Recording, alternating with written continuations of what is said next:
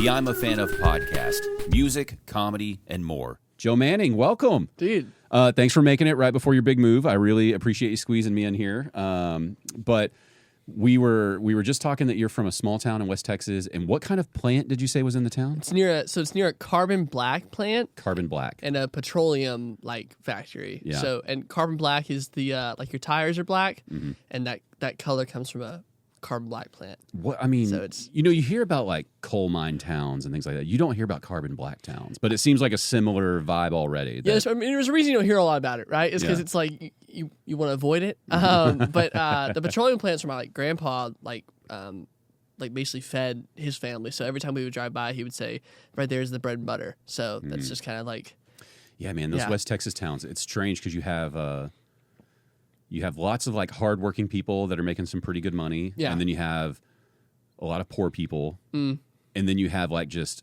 crazy rich people.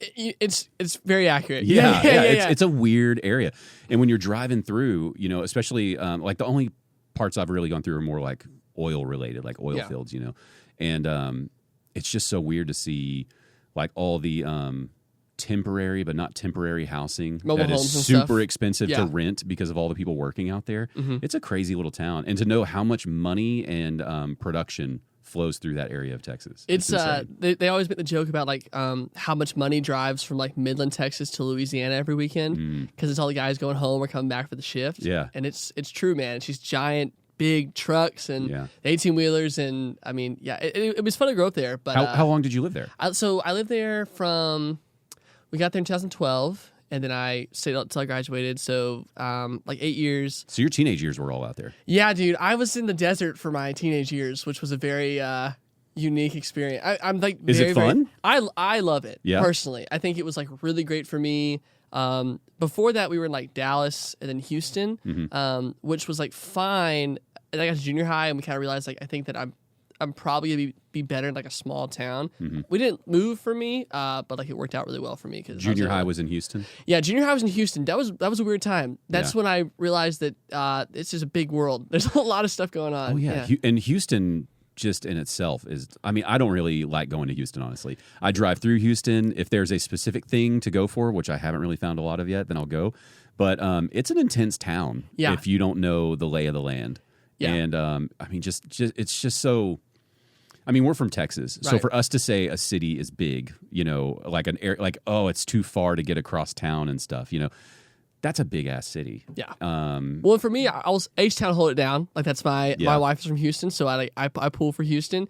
But people from Houston will tell you like it's a place you live, not a place you visit. So like where she's from is like a suburb. It's called Kingwood, and like that's my like happy place. that makes me feel less Yeah. judgmental. I'm glad you told me that. Yeah, it's like people from there will tell you like there's like you had the rodeo, and then you got the Texans, and you got concerts, and like it's a great concert town. Yeah. And the beach, of course, but like other than that, like it's a place that you live. And so like when we go back, it's like I'm chilling. Like that's like my Okay. yeah. Yeah, recently I saw something where they had a man-made aquifer that's like underground, and so it's this big underground concrete structure that had all these concrete piers supporting it. It's like I think it's like hundreds of them. I'm not Yeah. sure. I could be way off. Near on like that. the coast or I don't really know. I'll send it to you later. Okay. But it's got this weird phenomenon where you'll go down there because now it's empty and you can go down in there and you can scream and it has this crazy long echo because it's bouncing off all this stuff. And just because I have a background in audio engineering, I was like, well, I could drive to Houston to yell in a tunnel. yeah. people are simple, like we don't really need the Yeah. nicest thing. We just need to be able to yell in a tunnel, and like that's really all that we're looking for. Yeah. Also, I should say, because we just jumped right into it, thank you for having me on. Oh yeah, of course. I appreciate it. I love that I can hear you in my headphones. I'm like very simple. Yeah. I'm like loving this. Some So I peop- appreciate you having me on again. Oh, of course. Like, for sure. Some people ask, like, "Oh, do I need these on?" I'm like, "You don't, but it'll be better." I It's feel so like, much more cool. I feel like it just cuts everything else out. You don't hear any little tick or noise or somebody walking by in the hall or something, and I feel like it just locks you in. But yeah, of course, man. I finally got to watch you. You were on my list. People had told me that you have an interesting style, and so when appreciate somebody that. says that, I'm like, well, what does that even mean? And then I saw your talk show that you're doing, and I was like, okay, I'm getting a little bit of this guy's style. Yeah. And then I got bummed when I found out you're moving to New York because I was like, well, I gotta catch him before he goes. Yeah. So yeah, I was really excited that the Don't Tell thing happened, and that was a fun little show. Have you done Don't Tell with Cheyenne before? So that was my first Don't Tell. So that was like at this point in my like, I don't know if you want to call it career, but I was like really excited to do Don't Tell. Like that's what I had circled. It was like a New Year's resolution for me, so it was cool to knock it out early. But it was so fun. Yeah. Like I really enjoy it. Yeah. Really how long enjoyed are it. you into this? How long have you been doing comedy at this point? Stand up. 2 years. 2 now. years. 2 years Okay. now. Yeah. So you're past the new, like, you're going to stick with it phase. Yeah. I'm definitely gonna like just see what happens at this point. You know, I think like when I first started, it was like I don't know if I'm gonna keep doing this or not. But then like enough weird things happen to you where it's like you might as well. So I'm definitely in that might as well category. Yeah. Yeah, I think so, man. I think I don't know how you take compliments, but I really liked the like both the stand up set and your talk show. I just like silly. I appreciate it. Do you know what I mean? Yeah. And I think for me, it feels like stand up goes through these waves where people are way too cool for silly. And it's like, oh, I need to be so provocative and I need to have this deep introspective or like this societal view and blah, blah, blah. And it's like, no. Sometimes it's just little silliness. It's like the show I saw you at, it's like you had a smiley face shaved in the back of your head. I did. You were wearing a dumb ostrich shirt.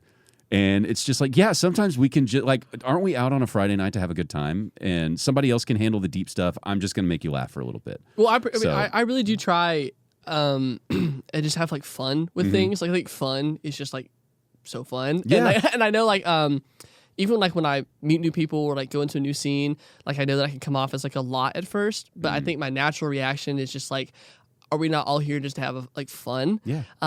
So I could I don't know. Sometimes it's too much, but I just like fun is like my mantra. Yeah. I think it's like almost like a not like spiritual thing, but like spiritually, it's like you don't really know how long you're gonna be anywhere, so you might as well just like have fun doing it. Yeah. So that's kind of my whole How old are you? thing. I'm 25. 25. Okay, so I'm 40. You would have loved growing up in the 90s with us. That's what I've heard actually You from would have multiple people. loved it. Yeah, And yeah. I think maybe that's part of the draw of me towards you is I'm like, God, he's making me think of my friends and like how we would do the dumbest stuff. Yeah. Just because we knew it would get a laugh out of somebody.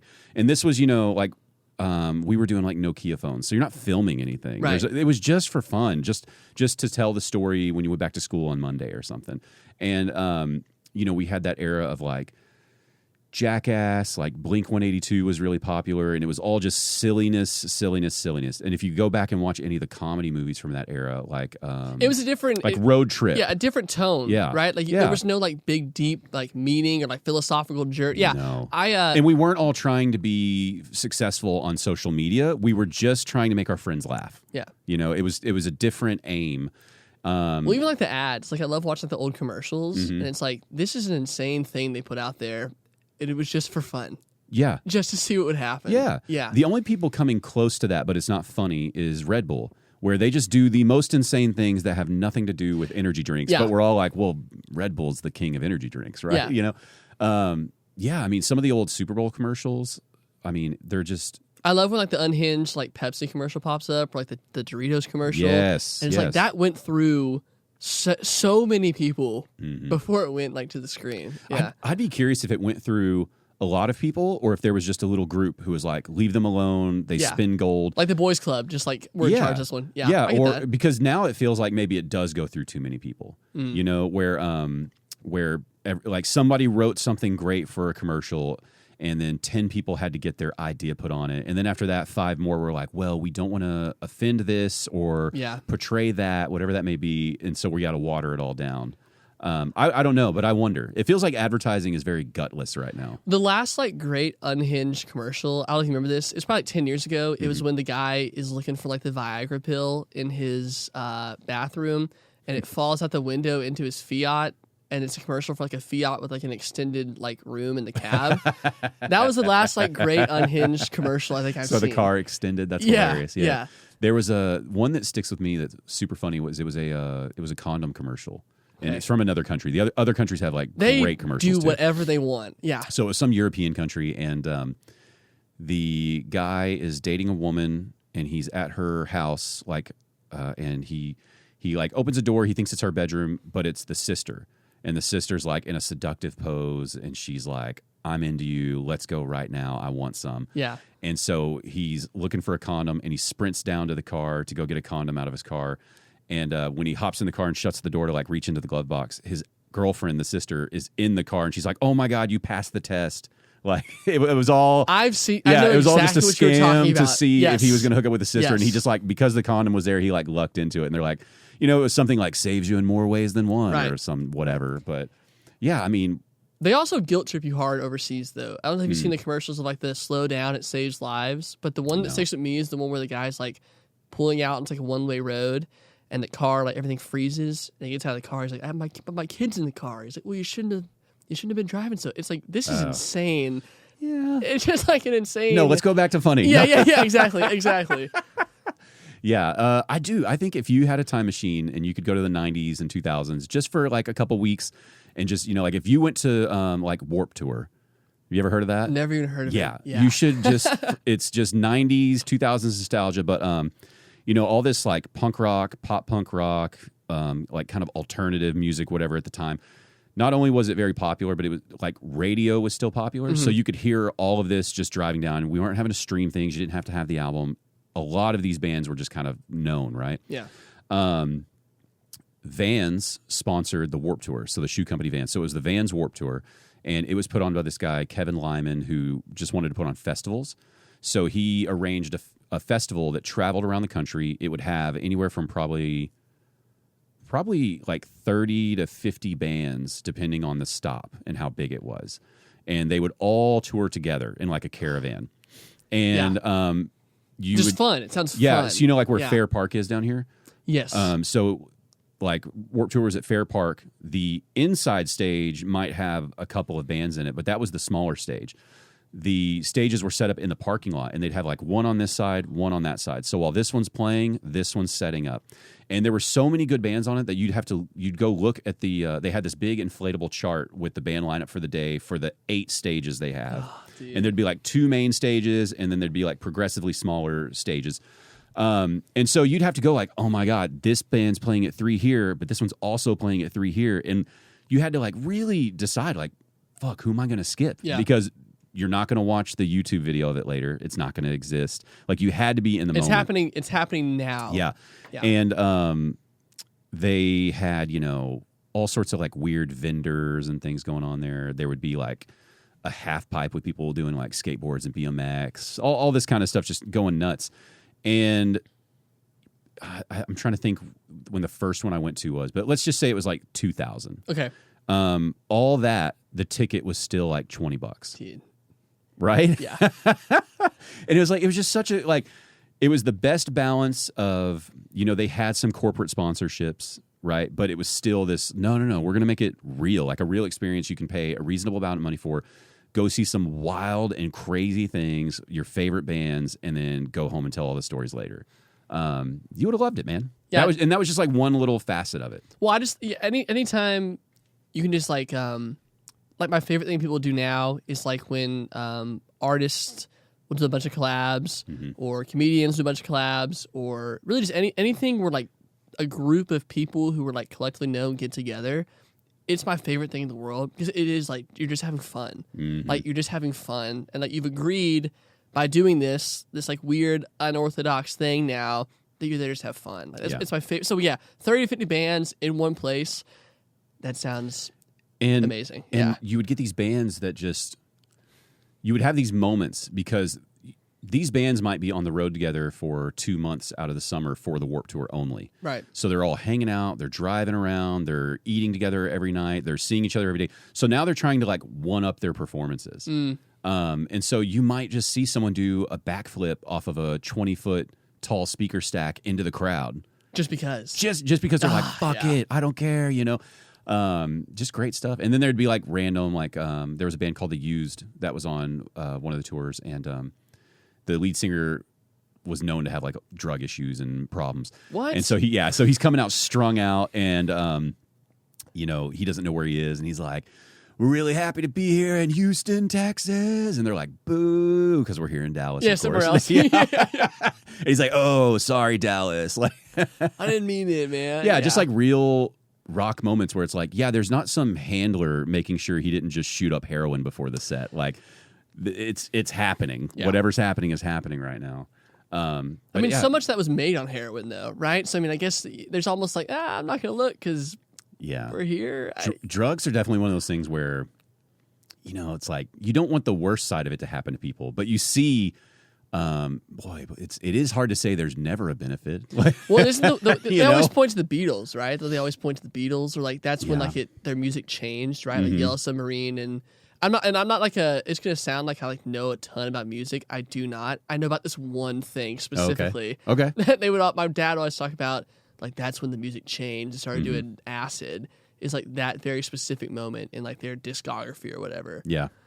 I think when I'm not having to worry about like raising my kids every day, and then when I'm not in a career where I could be randomly drug tested, I think we're gonna go have a little fun with the safer drugs and just see what happens. You know, it's like we'll be responsible, but I drifted into this territory where now I feel like everything should just be legal. And that sounds like I'm a super libertarian, which I'm not like one way or the other. But I used to think about the gun debate because I would think, you know, man, it would be great to just never have any guns. That would be awesome if nobody had to worry about this. But the reality is you're not going to get rid of it. And then I would think about alcohol, and it's like, well, we tried prohibition. That didn't work either. So then I started thinking, well, if you couldn't even outlaw alcohol without people sneaking around, you'll never be able to actually outlaw guns. So you're going to have to figure out something better, something to work with it. Well, and then when I was thinking about drugs, I was like, well, I guess that's the same argument, right? It's like we're always going to have it available. One of the things that would make me the most scared to try something like harder is not knowing who made it, where it came from, right? Whereas if I was able to just go see an ingredient list, like exactly, it's this amount of this chemical, I'm going to get this amount of high, you know, and I know exactly what I'm doing. Well, that seems way safer. Yeah. And if people are going to do meth and heroin anyway, I mean, I feel like you would save more lives by having it legal and then just having a crazy, like an extensive education about the risk management of all of this. Well, it's almost like are you fighting harder keeping it like illegal, or are you fighting harder trying to get in the like there's almost like what's your battle? Like, look how much money is being made off these illegal drug cartels. Yeah.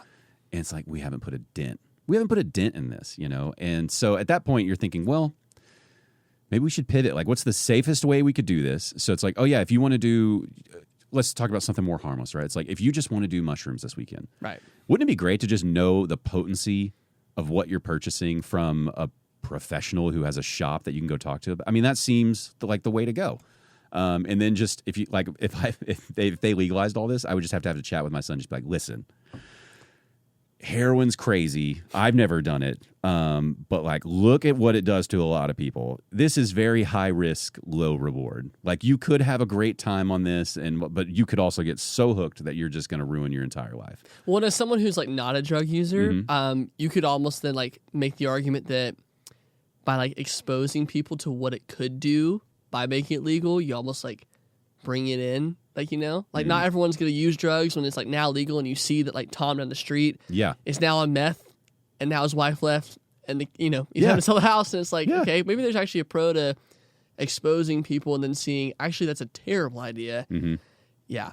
In your small town, did they ever have speakers come in like that who were like, I ruined my life on this, don't do that? So what's funny is, we were in Dry County until I was like a senior in high school. I rarely meet people who grew up in Dry County. Yeah, so we were in Dry County, and actually, like, I lived in the Baptist parsonage like when I was in junior high, because the house that we were like going to rebuild was taking forever, and my mom played piano for the church. So this would be in Houston? In Coahoma, Texas. Okay. Yeah, Coahoma, Texas. So, but I mean, like the corner I lived on, there was a Catholic church, a Presbyterian church, a Methodist church, and a Baptist church. Like, all right. Like, I mean, like corner to corner to corner. So we were in Dry County, but I remember there was like a conversation at like City Hall, because it was like a city hall, like a meeting, because there was like 900 people in the town. And the conversation came up kind of what you're saying, which is that, okay, people are bringing this stuff in. They're just buying it from the town over. So their economy is seeing like the benefit. We are not. So I mean, it's just kind of one of those things where it's like you knew it was going to be there. But yeah, it was Dry County. It was funny, and I didn't know. Yeah. I mean, I didn't think anything of it. I was just like, okay, there's more room for like pop and the soda like here. Like it's just less beer. But yeah, Dry County. Yeah, I mean, it was just like your typical like small town. And that was 100% us. We drove to the next town, and we would ask an adult to buy us beer for our high school parties. And every time you could find somebody to do it, it didn't do anything. And like, since we were in a small town, it was worse because now we're like, well, we'll crack some open like while you're driving back. It's like we're drinking and driving essentially because it's a dry county. Yeah. And it was so because we didn't see it as much like it's taboo. Now I want it. Now, like, what's this secret? Yeah, what is it? Yeah, and I definitely think that's a big part of it.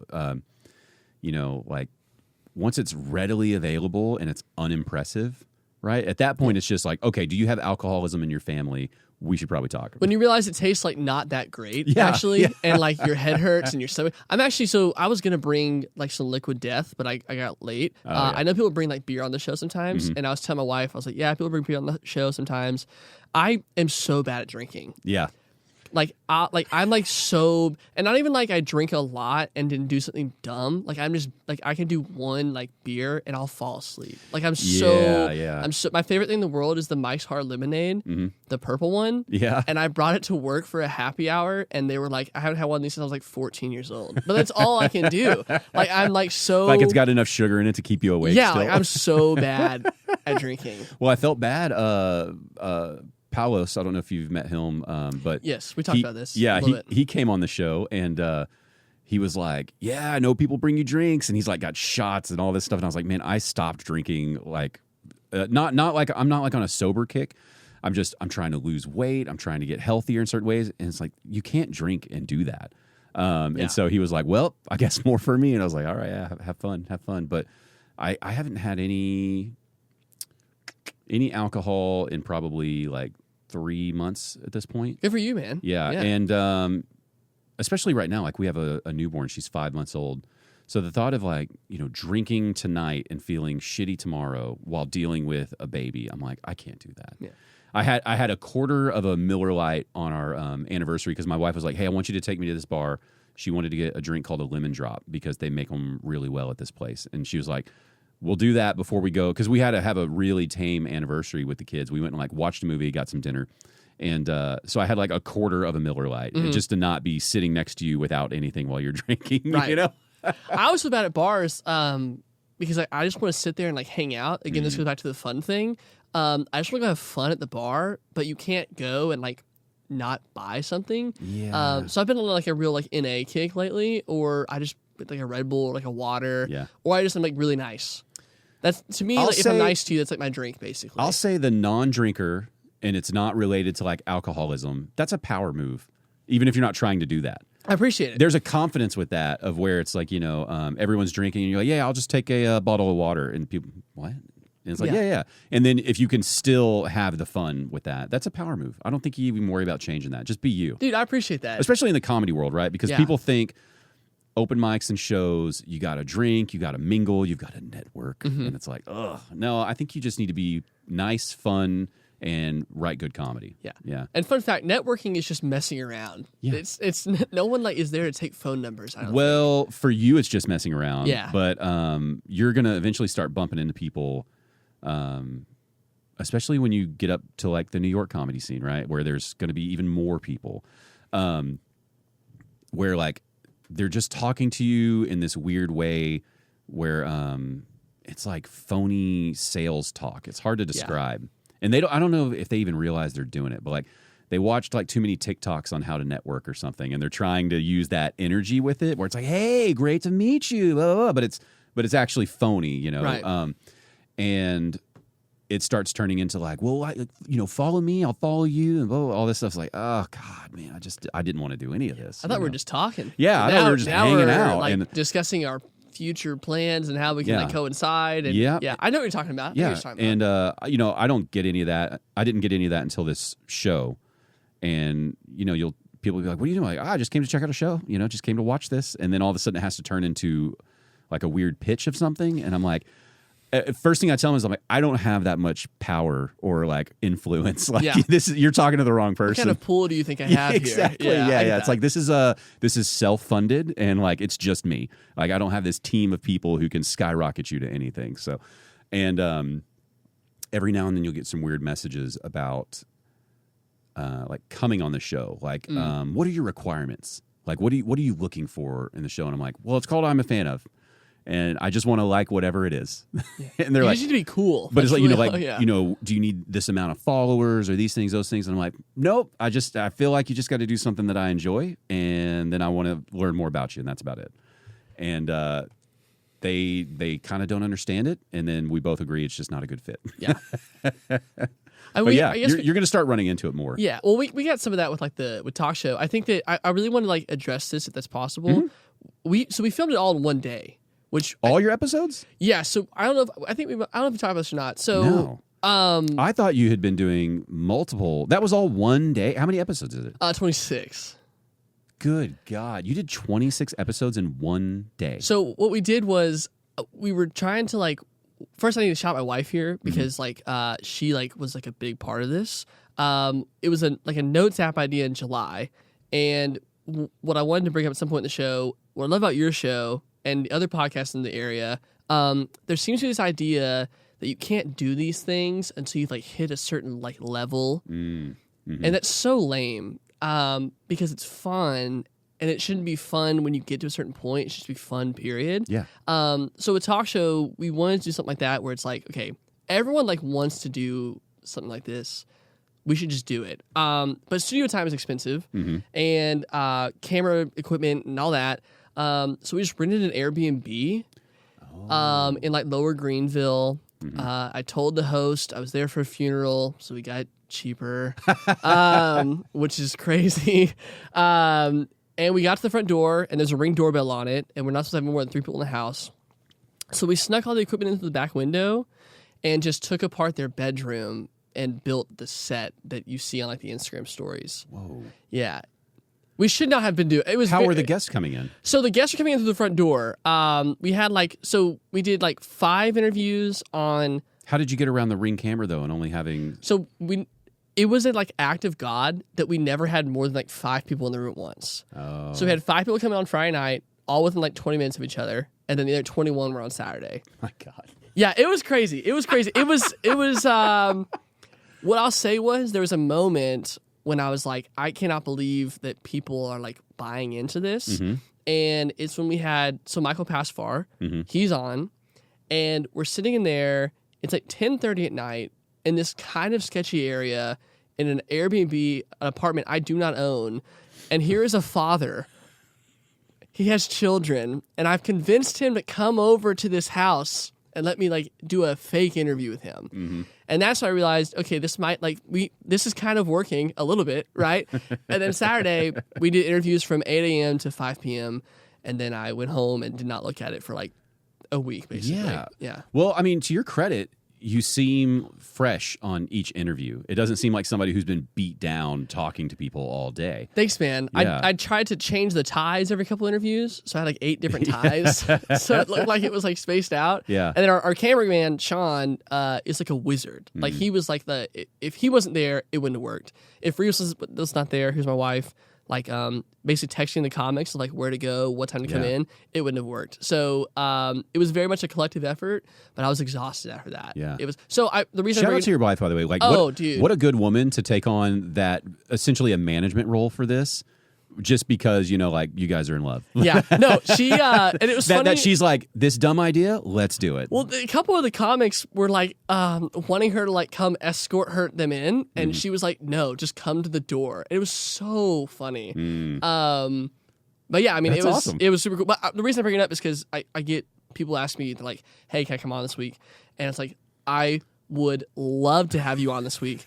The set does not exist anymore. It was a one-time thing. Wow. So did you plan it as a one-time thing, or are you hoping to continue more later? So I thought we were going to get to do it again, but then I had to take an emergency trip to New York last week because we couldn't find an apartment the week before that. Yeah. So we were going to shoot it again.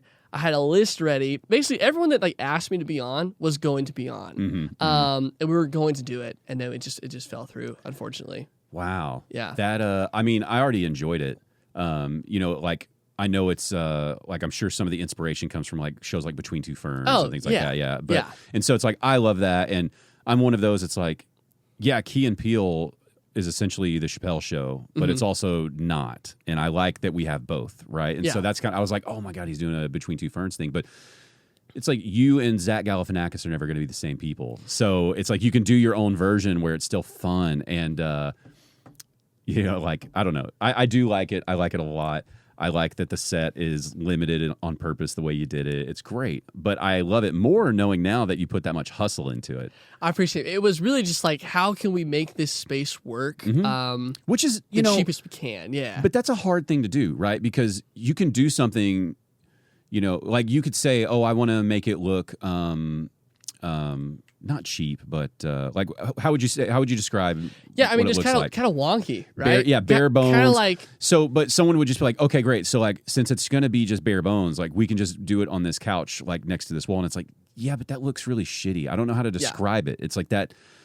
I know it's like it's supposed to be bare bones, and it's not supposed to be fancy, but this doesn't look right. It's almost like a concentrated effort to look less than. Yes, that's kind of what we went for, because like the wall is a drop cloth, but like the floor is like an industrial kind of like rug cover, because something there had to be like the base, and the lights were expensive, and the C stands were expensive to rent. So there was parts of it that were like real, and then of course parts of it we bought at like Home Depot, right, and tacked it to the wall, and then like plastered it back to look like nothing was there. So I keep talking about it, man, because people don't understand that just even the smallest productions take effort and thought that most people don't realize. Like, what was really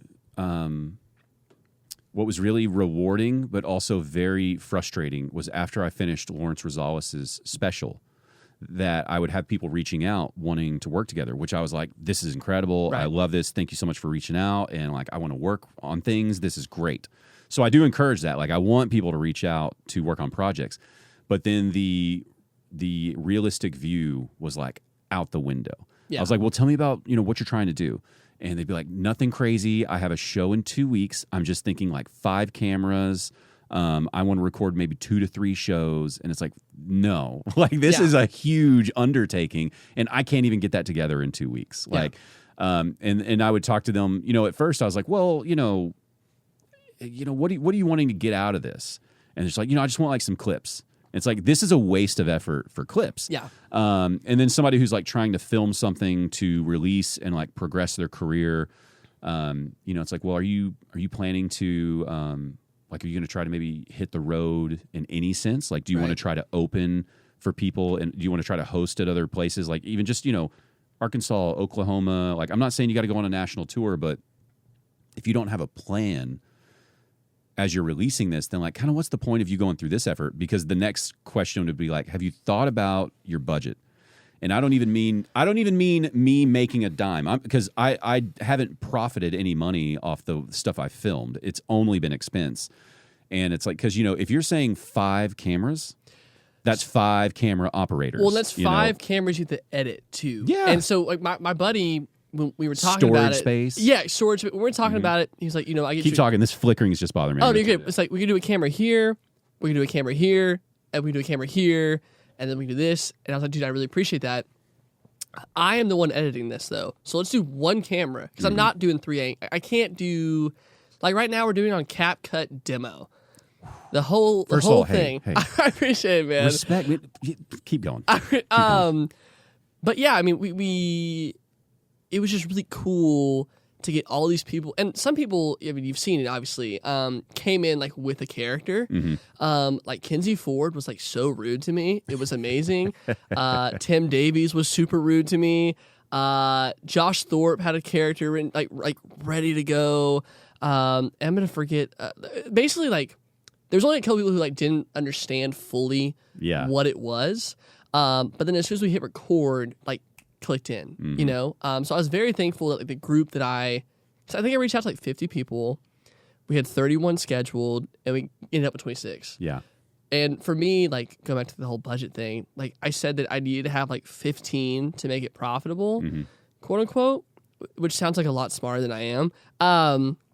But again, like if anyone wants to do something, I think that the key is like what you said, like the equipment is the craziest part. So how can you eliminate that? And I'm like, well, we have a friend, and we bought his lunch, and I tipped him, right? Yeah. And then the studio, it's like, okay, that apartment cost me $130 for like 2 nights. That's how much it cost for 3 hours somewhere else. Right. And then like it was drop cloth from Home Depot, and then the like picture frame is actually a photo of George Costanza's Timeless Art of Seduction, but the camera angle made it glare, so we just put like a picture on it. So it makes it feel like we did a ton of work on it. Yeah. I'm also really bad about talking about myself. Just very, very bad. I'm just get out of the way. Well, that's normal. A lot of people don't like doing it. But like I guess like when you talk about like the point of something, I think that I'm like I think I'm good at stand up. I know obviously that I have like a ways to go. In this present moment, I don't know if it's like my best medium. I really enjoy writing. I really enjoy like doing like sketches or like little pilots or blogs. I really enjoy production. And I think acting is super fun too. So I basically just said, okay, you need to find a way to like show that other medium, and that was kind of like why we wanted to do it. Was like, okay, I know I can do stand up, but I think I could do better at something else right now. So it was super fun to do. Like it was like so fun to do. Well, it's also a great thing to. I'm going to throw up saying this because of like releasing content, but no, like at this phase of your stand up career, you're not booked up, every Friday, Saturday, Sunday, right? Right. So you need something to exercise that muscle as well as release things to let people know that, I'm working on things. Like I enjoy this craft. I'm doing stuff. Even if the stuff isn't huge yet, like I take this seriously. I'm having fun. I'm working on something. And I think that, that becomes, it's all working in favor of each other. Like the show is going to help you get more stand-up shows. The stand-up show is going to help bring people more to your page to watch the show. And you should just be doing a couple different things and having a good time. That's the whole point of all of it. It was like, it was so stressful. It was so fun. Yeah. Like it was so fun. Listen, man, that is crazy stressful to have that many people booked because there's always someone early. There's always someone late. A light doesn't work right or something. The camera there's always something to go wrong that could derail the whole day. And you've got 20-something people coming. Well, I really go back to, it's like, how did I trick some of these people to like be, like there was a moment where so I was interviewing Anthony Reyes, Tequila Tony, and he had brought his daughter, and Nikki Butler was next. So my wife, Anthony's daughter, and Nikki Butler we're all sitting on the same couch watching Descendants 4, and I was in the room next door interviewing Tony. And it was like, this is just the most random crossover of things that could ever have happened. And I was very, very thankful that I convinced him to show up. And it's fun, right? It's so fun. Like that chaos. There's something about that chaos that I really enjoy because I just like, I want to create something. Like you said, you're only on this ride for a little while. Yeah. And, it's like I've always had jobs and worked hard at those things, but I've always had a creative outlet to do something as well. And it's just like Michael Pasvar, we're about to release his special April 6th. So excited for that, by the way. And it's just fun to know, like, man, we made that. Like, we did that. It was it's difficult. All the little things you're talking about. It's even though it's a bigger production because we're just having more people show up, obviously. Yeah. The stresses are the same, even when it's your show like that you're doing.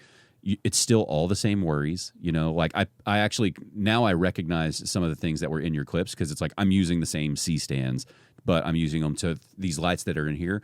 I had to bring those to use on the stage because the stage lighting wasn't working well. And it's like, we went up there once to do kind of like a camera check and we're like, this is all going to look like dog shit the way it looks. It's like, because you know how it is, like the room when you're looking at it with your eyes looks so different than it's looking on camera.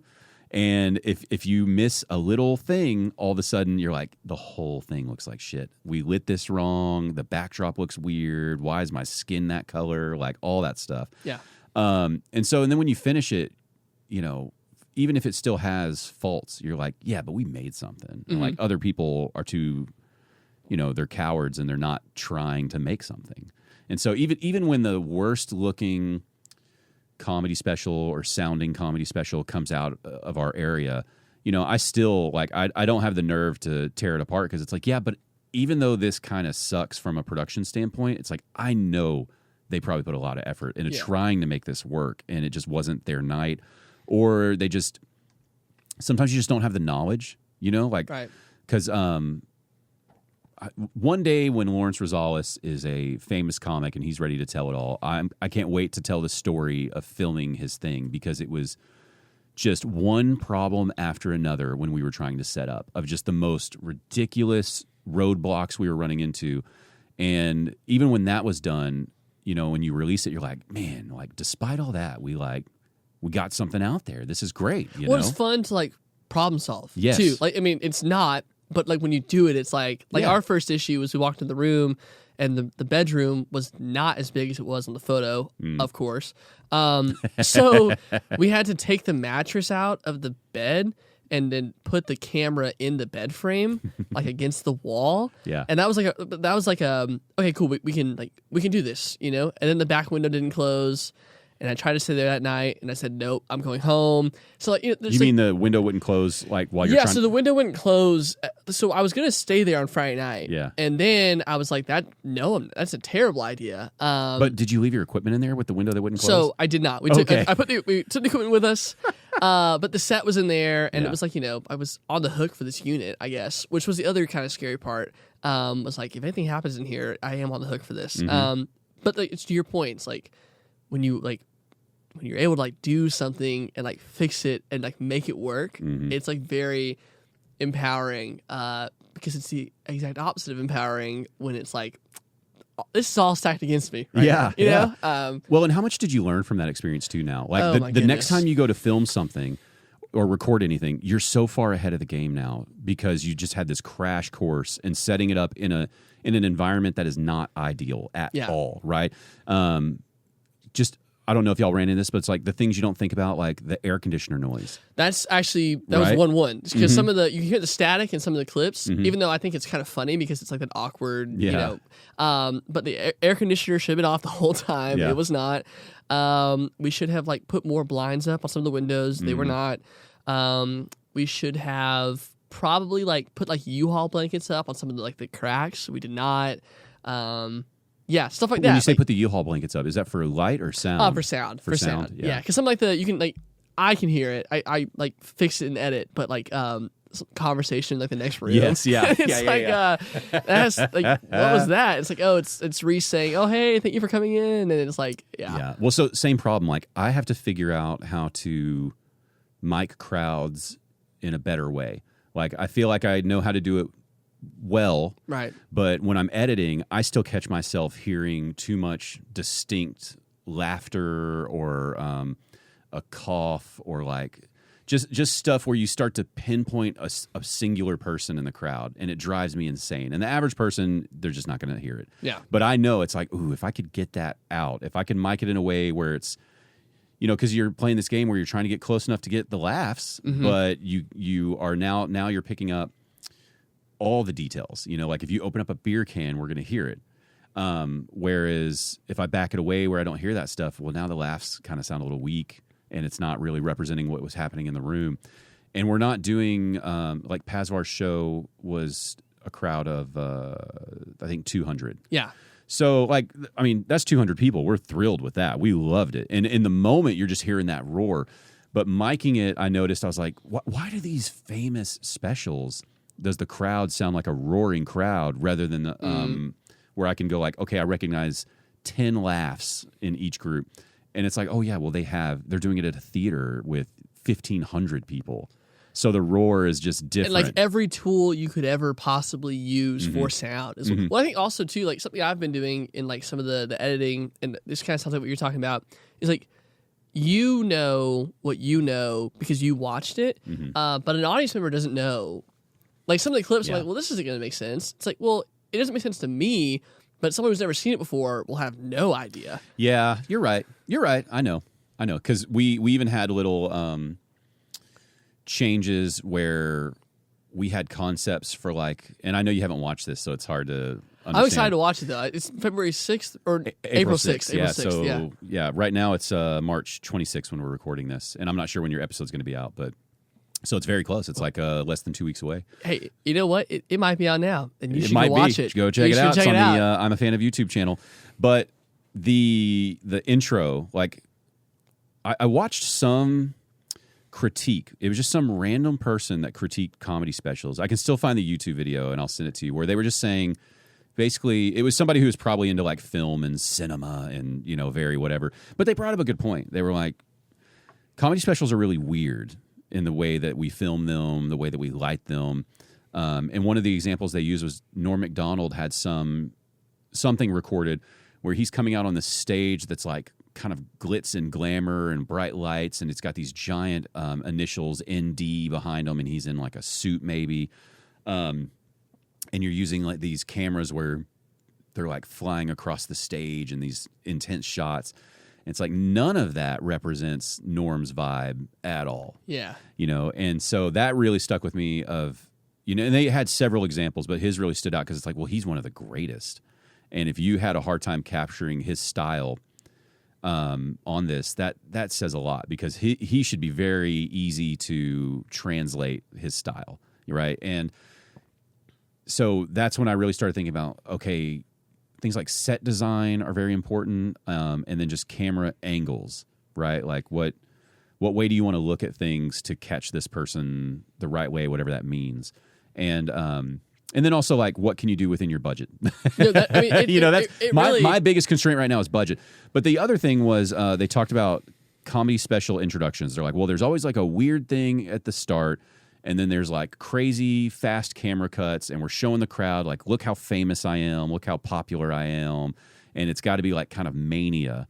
And they were saying how, you know, you could take the time to try to be a little more like cinematic and kind of like lock people into whatever this story is you're kind of essentially about to go through. So if you are silly and manic and fun, then go with that. Right. But, you know, like Norm Macdonald's not that. No. So why would we do some weird, funky thing, you know?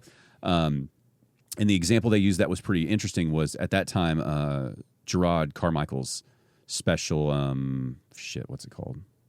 I'm not gonna know it. Yeah. Okay. Anyway, it was filmed and produced by Bo Burnham. Oh, okay. So it had a lot of his feel where there was like this kind of very seriousness to it. And a lot of Gerard Carmichael's material in that was it was funny, but he would go through kind of these long things of seriousness before he hit that punch, and like lots of long pauses, like he's talking much quieter. It's very like just, you know, reserved.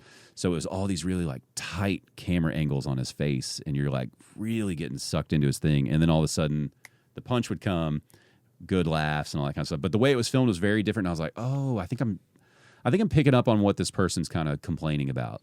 And not saying I'm like doing that yet, but it's always in the back of my mind, at least, of, yeah, we could make this a little more interesting. And TV shows, like we were talking about the 90s and 2000s. Have you ever seen any TV show from then where the intro is like 2 to 3 minutes long, just setting up a 30-minute TV show? Right. And, you know, it's like they're hitting every cast member and they have like power poses or something. But it's kind of setting up the vibe of what you're about to watch. And, you know, movies are great about that. There's usually like a great intro sequence that's kind of locking you in to the feeling of whatever you're about to see. Well, my favorite is is it The Dark Knight where they're robbing the bank? Yes. That's my favorite like intro into anything ever. That and like La La Land. Yeah, where they're on like the highway. Yeah, so like those two things. Whatever you've been doing that day, that is like a palate cleanser. Yeah. Where it's like, oh, we're getting into something now, right? We haven't seen the credits yet, you know, we haven't seen the title or anything yet. We're getting into it. And so that's my personal thing of where I'll hire a film crew to film the special, but I want to try to do the intro myself and see if I can figure out what about Michael Pasvar are we trying to convey with this stand-up set, and can we make an introduction that works like that, right? And that was a long way to say that we would have an idea or two that we started with, and then even after we filmed it, we were like, it's just not making sense what we're going for, you know? Yeah. It's not making sense what we're trying to convey, even though no one else is really going to notice that. It's like, okay, so we need to adjust like X, Y, Z for this to at least make sense to us, and then maybe hopefully it'll make sense to them. But we're analyzing all these details where it's like the average viewer they're not going to pick up on that. They're not even going to care.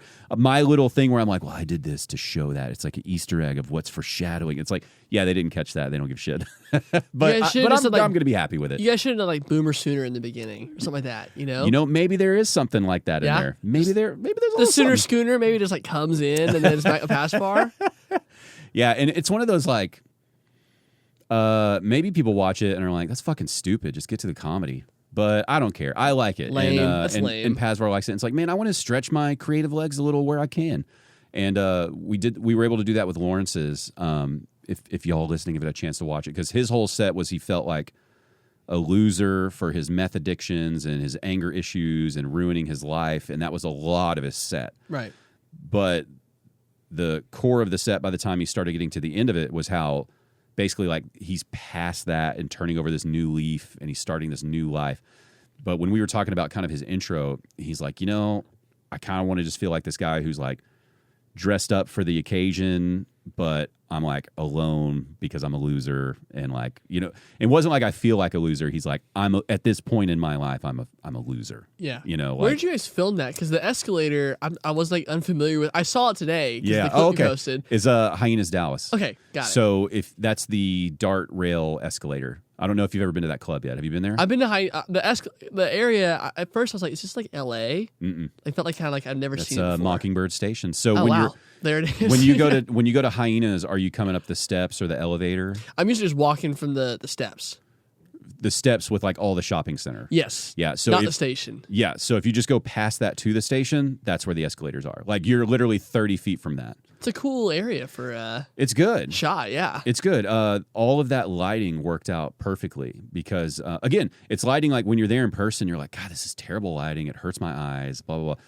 But for us, it was like a happy accident because that was one of my fears going there. I was like, well, I can't control any of this, you know, and I'm just going to do the best I can with this camera in terms of like color and exposure and how I'm going to try to make it look. Because I don't have a background in filming. I didn't go to school for any of that. I'm just YouTube educated, trying my best. And, you know, it actually all worked out really well because it's like, man, this guy who's feeling like a loser and stuff, it's like harsh subway or train lighting and all this kind of stuff. It kind of plays into that pathetic feel really well. And I was like, well, this worked, which is kind of a testament to like, you know, if you got a little bit of an idea, it's like maybe just try it out, you know, and just see what you kind of luck into, I think. Well, what we did with the talk show stuff was I was like, let's just pursue this for an hour, hypothetically, like how we would do it, like what other ways. And then 30 minutes in, I was like, okay, we can do this. Mm-hmm. It might not be like the prettiest thing I've ever seen. But yeah, I think that people get like so discouraged so quickly. Mm-hmm. And I understand because I do this thing every day where I like to spiral and think that nothing's ever going to work ever. And my wife and I, we both do it at different times, thank God. And we joke about it. But so, you know, she'll come out sometimes and be like, hey, I'm in my spiral right now, so I just need to like go and just do nothing for 10 minutes. And then like I'm back. Mm. But I think that so often people get discouraged like so early on. And it's like, what I come back to is like, and again, this because I'm going to sound smarter than I am here, but I realized not that long ago that people are going to have an opinion on what you do, but if you don't do it, they'll also have an opinion on why you didn't do it. Mm-hmm. So you might as well just like do it. Yeah. Yeah. I mean, also not that many people are actually out to get you. No, it's all in your head, right? Yeah. And I'm like the most dramatic person ever. And like I take everything super personally, like internally. And even I know, I'm like, I don't think that many people care. I think it's okay. I honestly didn't. I was joking with Lawrence, but I was kind of for real. I was like, hey man, it's great that all these people that we know are like, great special, great job. Lawrence is the best, right? These people who care about us and are just being supportive. It's like, that's awesome to see in your comment section.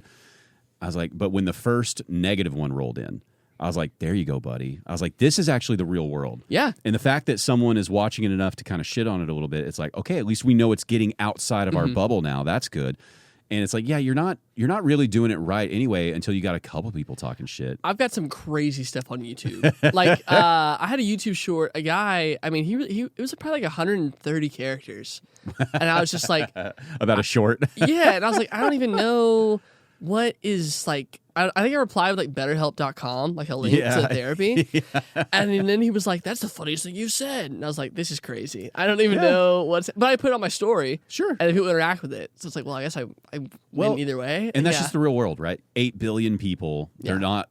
Most of them are not going to love you. Most of very, very. If you were a wildly successful person, a very small percentage of the world is still going to give a shit about you. Yeah. That's it. So like, just like what's right and wrong, and if you're not wronging anyone, if you're just having a good time doing your stuff, it's like go for it. Yeah. Like I think the only people where it gets rough is these people who make all this content with political rage. It's like, hey man, like, I don't know, like one day you're going to like try to go to sleep and you're going to be like, God, I like wasted my life on this shit, But on more stuff like what we're doing, it's like, no, I think you just do it. And you were talking earlier about people not wanting to start until they're like bigger or they've got it all together or whatever that means. But that doesn't always equal success either. Yeah. Because I think it's better to do it the way you're doing it. Because even with my podcast, it's been several years now, and the way it started versus what it's doing now is very different for just production value, setup, all of this. I mean, I started it with another person, a friend, my buddy Nathan, who I'd known for a long time, and it's like he's not a part of it anymore at all. And it's just like it just kind of drifted separate ways. We had different ideas, I think, of how it was going to go when we started versus what it is now. Yeah. And so you just trying to start it off perfect anyway isn't going to work.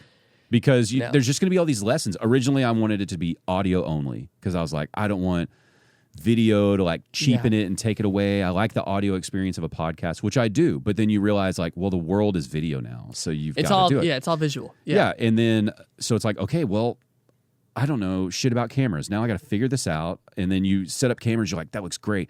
And then a couple episodes in, you learned a little more about lighting. You're like, oh my God, I didn't realize everything looks so shitty, And I leave all those episodes up. It's like you can see the progression of me filming and lighting this podcast. And then hopefully even from this setup, I'll get some improvement Something out of it. Yeah. And I'll be like, I can't believe I used to do, use these lights or whatever. And so to think you're going to figure all that out your first go. Because I think I'm 170 something episodes in now. Congratulations, man. That's like, that's just such a just to go like linearly like you like that. Like that's like so hard to do. It still feels amateur in like the production sense to me. Where you think like there's a level or two that I'm not hitting yet. I'm not talking about popularity. I just mean like production value. Well, I'll tell you, man. I mean, I'm like very impressed with the thanks. studio. I mean, I just want to keep it going. You've got all of the things, right? Like it's got we have the curtains and we have the lights and we have the table and the mics and the headphones, which are my favorite thing ever. And there's a camera right here and a camera here, and it's like, we did two podcasts in college. I'm sure you were going to bring it up because everybody knows about it. And neither of which you can actually listen to anymore on Spotify because all the music was pirated. And I was warned about that by my wife, and I said, no. We'll be fine. Anyway, we did it in like a library. Yeah. Yeah.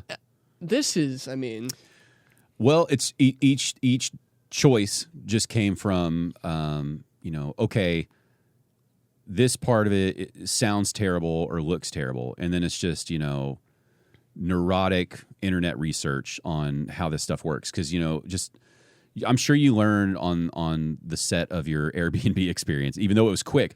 It's like all of a sudden you're like, I didn't even know that the height of the light made that much difference of whatever, those types of things. And so a lot of it would just be, oh my God, I hate this. What is that? And then you're just scouring weird places like Reddit or something for someone's little gem of advice where you're like, that's my exact situation. How did you fix it? And like Pazvar's special, I love Lawrence's, but I've told him this to his face, and I told him this about his set. It's like, we should both be very proud of this, but at the end of our career, whatever that's going to be, we should still look back at this as the worst one. Right. That we just got better, right? What was the first? Was it the first special you recorded? First one. I'd videoed some other things, but I'd never gone all out because he was the one who approached me.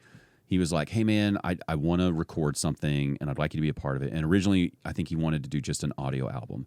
And I don't remember how we got around to it, if it was his idea or mine, but we landed on like, well, why don't we just go for it? Why don't we film it? Because he's been doing it long enough that he had the time, he had the material that he was ready to let go of, in a sense. And then again, he was having this whole transformative thing, like, I'm clean, I'm sober, I'm getting my life together, I'm ready to like bury this material that's not me anymore. Yeah, I watched the clip today. Oh, okay. And I thought it was very cool how he's talking about, like, I think what his exact words were, I've held on to this for a very long time. Mm-hmm. I'm ready to let it go. Yeah. And so I was like, well, all right. I mean, I like Lawrence. I think he's one of the best comics here. And I like his... it's funny. I'm talking about you because I like how silly you are, and he's the total opposite. But I love his version because it is unique to him, which is the most important thing. Like that is him. He's not putting on an act, and so if that's how you are, then be that. Mm-hmm.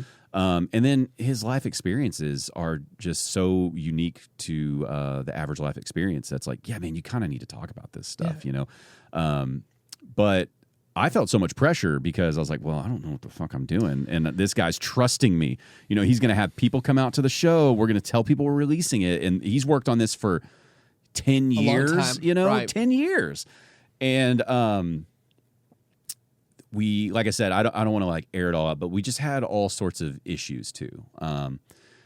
Setup time was an issue for reasons we won't get into. Yeah. And then the camera crew I worked with, they were good, but that was the first lesson I learned of like, oh my gosh, if I have to come into this knowing exactly what I want and being very specific, because if I allow people, if I'm giving people vague instructions, then I'm leaving it open for them. Like if I'm like, yeah, whatever you think is best, then it ends up not being best. But it was my ignorance of not knowing how to do stuff. So, I spent like a week just trying to get colors to match on the cameras. And I don't know how to do that, Yeah. So just that little things that you don't think about where some cameras, they only record for 30 minutes and then they want to shut off and you've got to restart them. So we had to like time a scheduled like, keep eyes on this, keep eyes on this. This camera will purposely turn off for a half of a second and you're going to have to edit around that. So you hope the best angle isn't towards that camera when we had to shut it off. Those types of things that you just don't know to ask about really.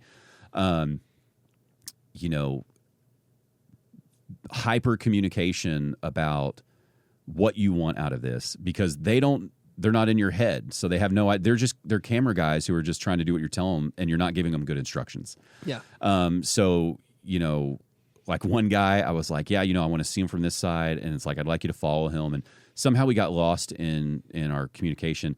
And so none of that happened. It's like he set down the camera, just flat, opened it wide up. And I had to do all this like cropping afterwards. So I wanted to release things in 4K, but because we had to crop and do these things, it ends up being released in HD. Stuff like that. Yeah. That you're just like, well, how would I have known any of this until I fucked it up? Yeah. And without having the budget to hire a professional.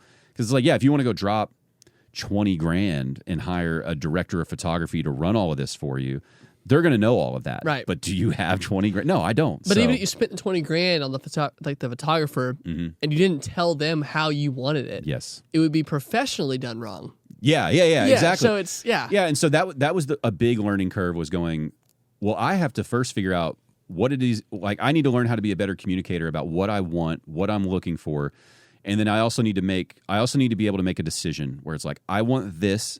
Even if it ends up being a bad move later, I need to be decisive in the moment. Right. And we can fix that later, and I'll learn my lesson if I have to.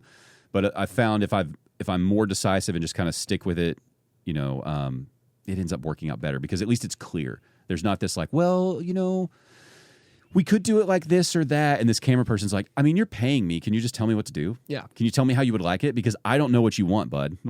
And it was a very good learning experience of like, get in there, figure it out, this DIY thing. And him and I had those conversations beforehand of like, there's a very real chance we do all of this and it's fucking terrible. Yeah. And he's like, I'm on the journey, let's go. I was like, God, man. So I'll always be kind of in debt to him. Like, if anything comes to this show on like a major scale, it's like he's going to be one of the major catalysts for that. So it's like, yeah, whatever you need, man, I guess we'll do it. Like, because you were the one who took a chance on me. So I'm going to take a chance on you every time now. Well, before we do like any big project, like we did one in college, I get flamed for this, but I'm like a huge Swiftie. Like, I stand on it. I do not care. She is mother. I don't care. But she has a lyric that my wife and I bring up when we're going to do like, big things. And it's, if you fail to prepare to fail.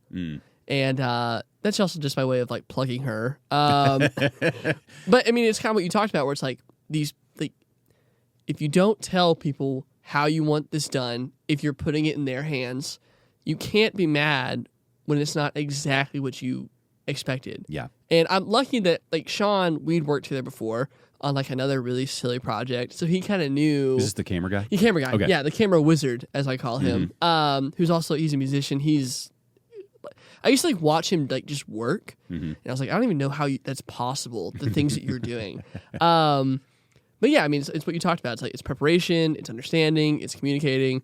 And I'm not great at any of those things. So I just tried my very, very best. Yeah, but you're also like, how old did you say you were again? 25. 25. Yeah. So, I mean, is it wild to think like your brain just now finished developing? I like to actually use that as an excuse for a lot of things. Yeah. So at 25, it makes sense that you don't know those types of things, right? Because it's like, man, you're just now, even though it doesn't feel like it. Like, I know when you're 25, you're thinking like, God, I'm already fucking 25. Yeah.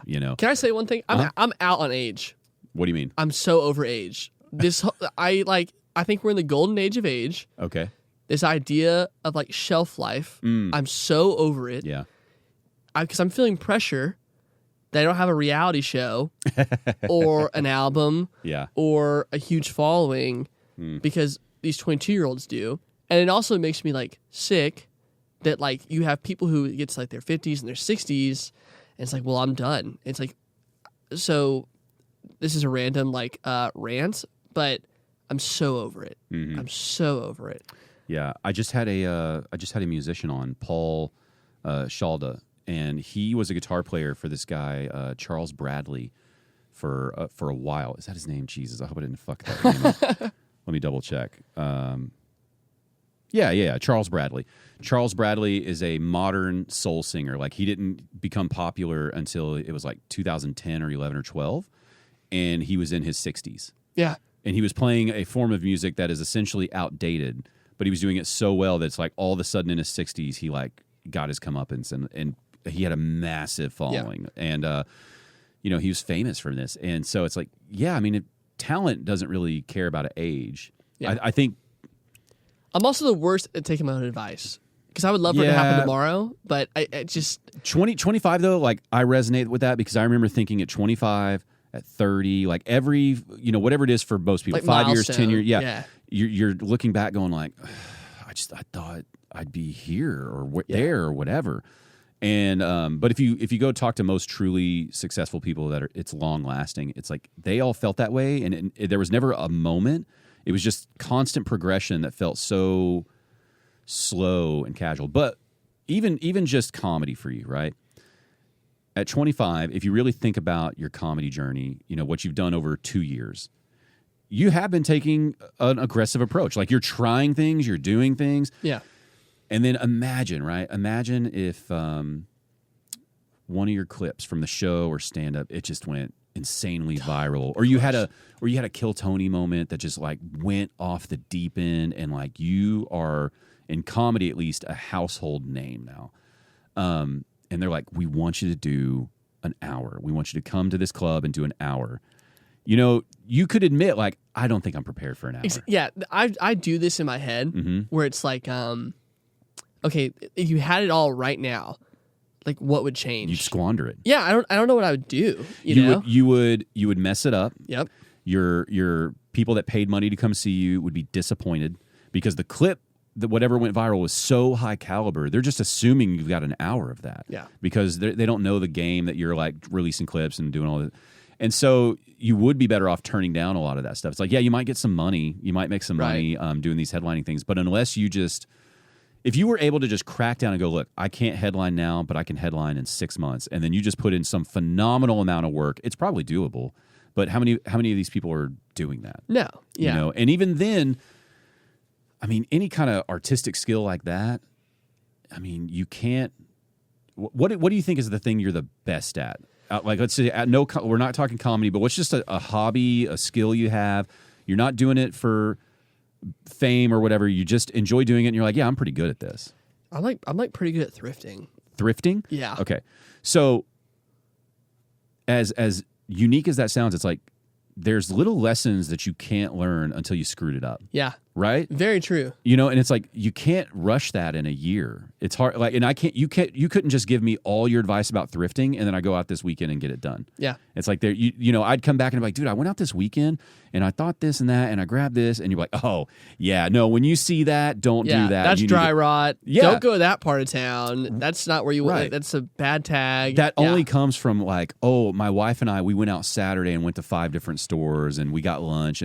Like, it's only from experiencing it. Well, stand-up's going to be the same way. I mean, these people who have put in their 10,000 hours and thousands of shows over however many years, that's the reason they're good. Is they've now encountered like every scenario. I mean, think of someone who's like Adam Ray is on the moon right now in terms of his popularity and his sketches and his characters. But that only comes from dealing with how many hundreds of hecklers at shitty shows across the country for years and years and years. How many times did he slip up and embarrass himself, and the audience member won, and the club got pissed, and he wasn't this? Now it's charming, but how many times was he too much and was a dick, you know, and like lost them? So I mean, how do you rush that? He could come tell you and me right now, okay, the key to this, and he would have incredible advice, and we're still gonna fuck it up. You know, like you just have to. So at 25, it's like, what are the odds you're amazing at anything at 25? Like really amazing? Pretty slim. No matter who you are. I mean, you're in the rarefied air of like professional athletes and like musician virtuosos that at 25, it's like, wow, they're the best in the world. And so that's, you know, 1% of people, less than 1%. Yeah. So no, man, I think at 25, you're in the right zone. Like you're already making moves. You guys are about to make a big life move to another state. And, you know, all of that's going to bring just stuff like just what do you need to mature faster for? It's like just enjoy that little ride of the final 5 years of your 20s and just see where it goes. Well, I think in the last year, like I've really settled into it. I think because I think that first year of comedy is so weird, and not that I'm like far enough in to like talk about the first year of comedy. Well, you've completed a first year, so you can talk about it. You've completed a first year, so go ahead. But like I try and do this thing where I like try to go back a year from now. And like, what was my like goal a year ago? And it was like just get like somewhat booked consistently, or like just meet people, make friends, and like I have been able to do that in the last year. So I think that it's like what you said. Like I have come around to understanding like I don't necessarily deserve it yet, and I need to like learn. Also, I didn't like really think about comedy until like 2 years ago. Like it was not like a thing. I was like, my whole life I'm going to do this. So in 2 years, I might want to do something else. Like I just don't know. So it's to your point. Like you were 100% correct on like the trajectory and the timeline. And luckily, I have like a really, again, like my wife is like constantly reminding me of these things. And she actually, she's doing comedy now too. So really? Yeah, she's doing class. And her TA was Kenny. And she did a show at like DCC on the main stage. I've never even done a show on DCC on the main stage. So it's just cool to see like there's someone else in the house also doing this kind of weird journey thing. But yeah, I don't really know where I'm going with that. I like to bring her up because she sounds great, man. Sounds like y'all are a wonderful pairing. Freaking yeah. Way too smart. She went to Vanderbilt. Which shout out Vanderbilt. They should not have gotten beat by Nebraska, but that's okay. But yeah, man, I get caught up because I'm like, yeah, clutch. She's cool. I mean, that's exciting though. Like, what a great time of y'all's life at the moment. You know, like you're in this zone where like you are still enjoying your youth, even though I'm sure y'all feel like you're 25 and you're getting so old. But like, yeah. Well, and I mean, so we both ran. But you're enjoying your youth. You're changing your life up, moving to another state. You're trying new things like comedy. You're getting, you know what I mean? Like this is like just live in this moment and soak in everything you're doing right now. It's like everything in life, like it's going to go by quick. Correct. So it's like if you're not ruining it by going like, why am I not here? Blah, blah, blah. Like if you're at least just living in it, then it's so much more fun. Yeah. Well, like embrace the suck. Isn't that what somebody says? Embrace the suck. Yeah. That sounds like either the Marines or Goggins. Yeah, or it's both. like just embrace the suck. Yeah. Like anytime something bad happens, I'm like, okay, this is like kind of like one more piece of the journey. Because this has happened to so many people who've been successful. Right? Like when a mic goes bad, or you don't get booked, or you miss out on something, or even like a job you don't get. It's like, okay, you know who this happened to? everyone who's ever done anything. Yeah. So I just take it, I guess. Anything I do now, I just assume like, yeah, there's about 3 things that are going to go wrong. Yeah. And then if they don't, it's like, well, that was great. But, so now when something fucks up, it's like, yeah, okay, well, there it is. Hey, there's the thing. We found it. Like, all right, good to go. All right, let's figure out what we're going to do, I guess. Are we really screwed or just kind of screwed? Yeah. And then it just becomes the funny moment that you think about later. Because now all the stuff that went wrong with Lawrence's thing, I mean, it's laughable. Like I really wish, I don't want to, disrespect him by telling, because he still works at Hyenas and stuff. So I wouldn't want anything to be mistranslated where like messed up his career because it's coming from me, not him, and blah, blah, blah. But it's like, the little things. And to be fair too, like, how much should a venue cater to you when you're this small time person filming? You know what I mean? Like, yeah. I think we got what was expected for our level of everything. Yeah. Because we're not coming in here going like, all right, we want the club for this much. Here, we'll pay you this much money, all that kind of stuff. We're begging to use your space. So like, please let me film a special. Yeah. Like, how much can you demand things? But like my buddy Chris, who's helped me on both of them, and Niaz, he's helped me on both of them. Ah, yes. We get to laugh about like, man, I can't believe like we got the cables ran and these things done and blah, blah, blah. And then that happened. And, it is fun. If everything went perfect every time, it's kind of boring. Yeah. And I haven't been on any project. Like I played music and was in bands before this. It's like everything always goes wrong because the world's not perfect. And, I'm sure you guys have found out like in your marriage, like, well, you were just talking about you had to make an emergency trip to try to figure out your move and everything. It's like nothing works. I talk about him on here a lot. I'm really sorry, everybody. But there's a musician named Sturgill Simpson. And one of his great lyrics, one of his great songs is just, life ain't fair and the world is mean. Yep. And just, it's like, yeah, I mean, so every time I think like I'm owed something and it doesn't work, I'm like, yeah, that's what Sturgill was talking about. Yeah. It's always fucked, and that's fine. One of the coolest things that I've gotten to like do thus far in my like life or whatnot is I got to do like a commencement speech for a high school. Mm-hmm. Which this is how you know you went to a small town when you can like go back like 4 years later and do a commencement speech. Mm-hmm. But it was like about to like thunder outside, so I had like cut it short. But one thing I told him at the end was a story about these like boxes, and it's this guy like moving these boxes. Anyway, the box at the end is the box of things that you're owed, and he like gets ready to like pick it up. Just like it's gonna be heavy, and then it's like nothing in there. It's like you're just not. Yeah. It's true. And because I definitely felt like I was owed a lot of things like earlier in life. Like I'm working hard, I'm doing this, and even now sometimes I'm like, Jesus, you want to talk about defeating? So it's like, I try to put in this production value. Mm-hmm. I try to like, you're making clips, you're doing things, you're trying your hardest to get a clip of some kind to just get some traction for the guest, for me, all the reasons, And so you'll put something out, and it gets a little bit of movement, but you're like, man, I thought that would have got more. Oh, I thought that would have got more. Yes. And then, like 2 days ago, I saw this guy carrying dirty mattresses on a trailer behind his truck and in his truck, and I put it out there, and it's just like now that's the one that's going crazy. It's like, man, so I put all this work in to make something, and then it's like dirty mattress. That's what catches, and it's on the way to being.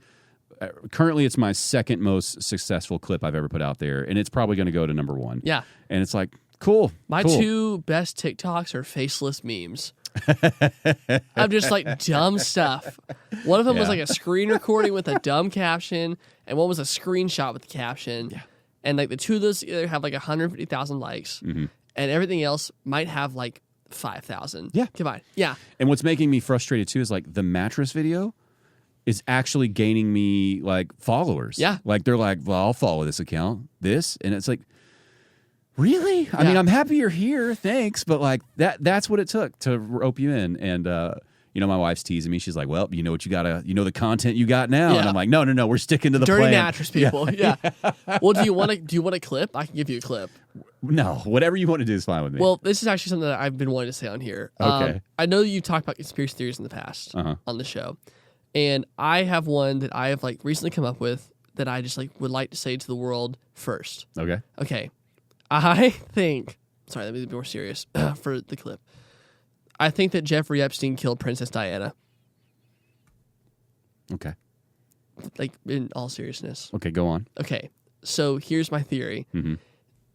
It's all like starting to like kind of feel like people knew about stuff for like a lot longer. Like all these kind of relationships bleed into the 90s and the late 80s. And the way she died was so weird. And we kind of like just forgot about it. Yeah.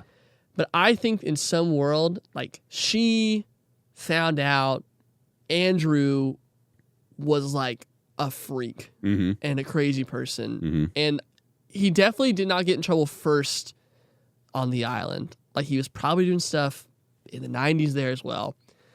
So I think that she caught wind of that. They had just met and he might have had something to do with it.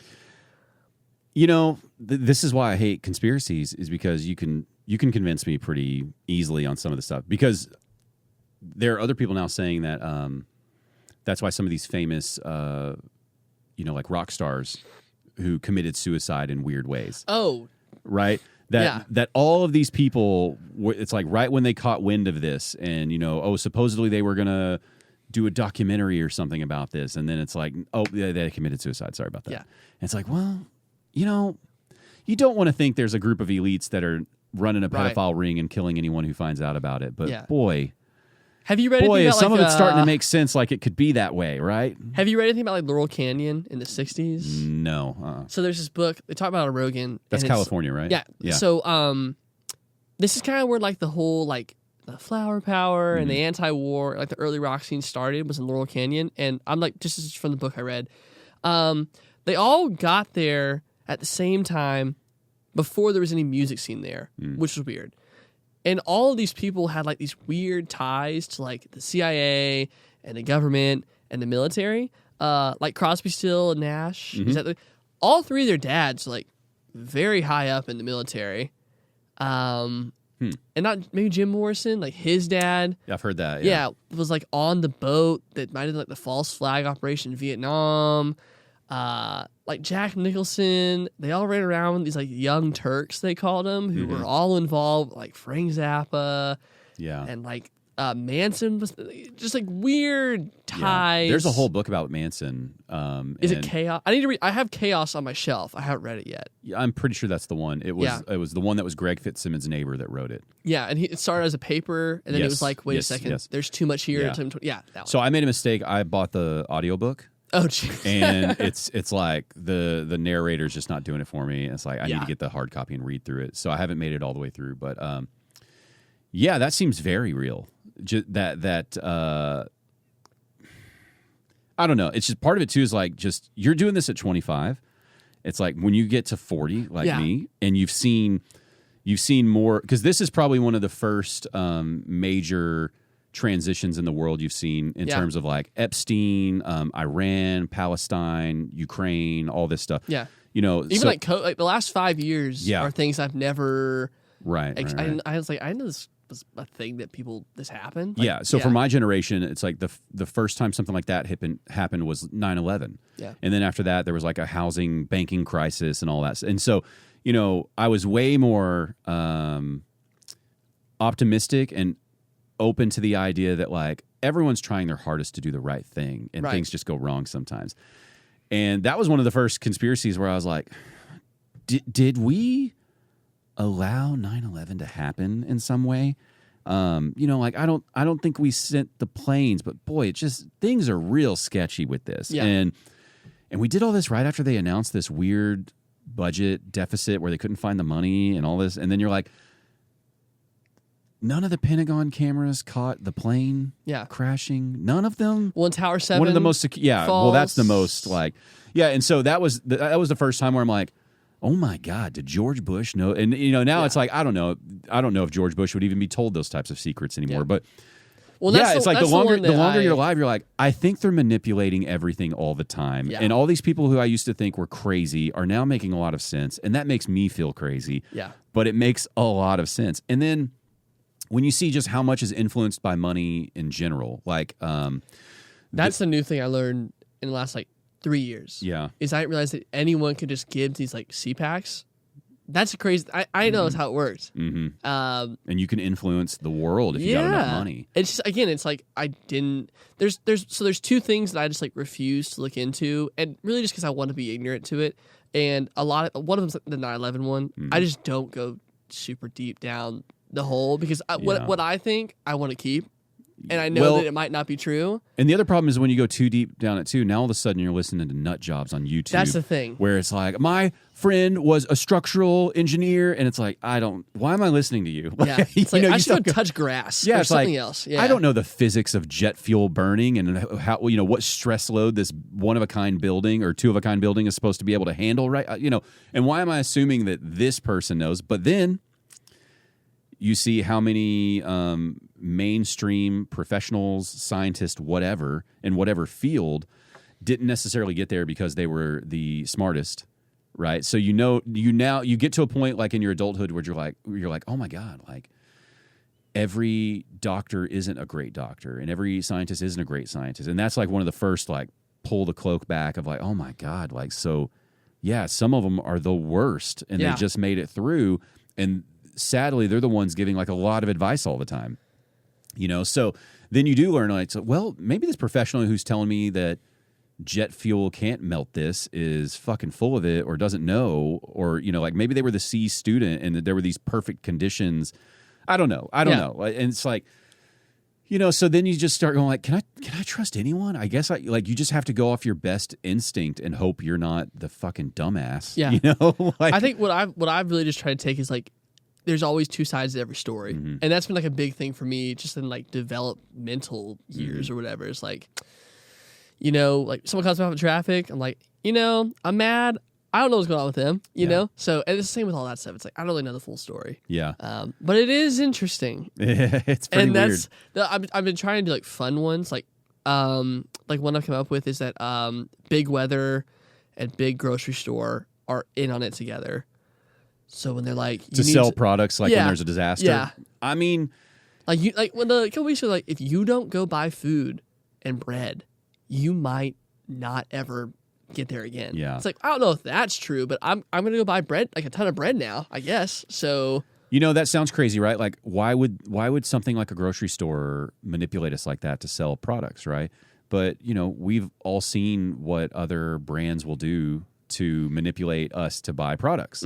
So then it's like, well, no, I mean, that's not, because especially now when you learn that these large conglomerates own our fucking grocery stores, right? So it's like, yeah, do I believe the guy who's a piece of shit, whose purpose in life is to make as much money as possible and buy yachts, and they're constantly trying to one-up other assholes like themselves? Yeah. Do I believe that they might, manipulate our food chain to make an extra buck and not care about whether or not it, causes whatever problems?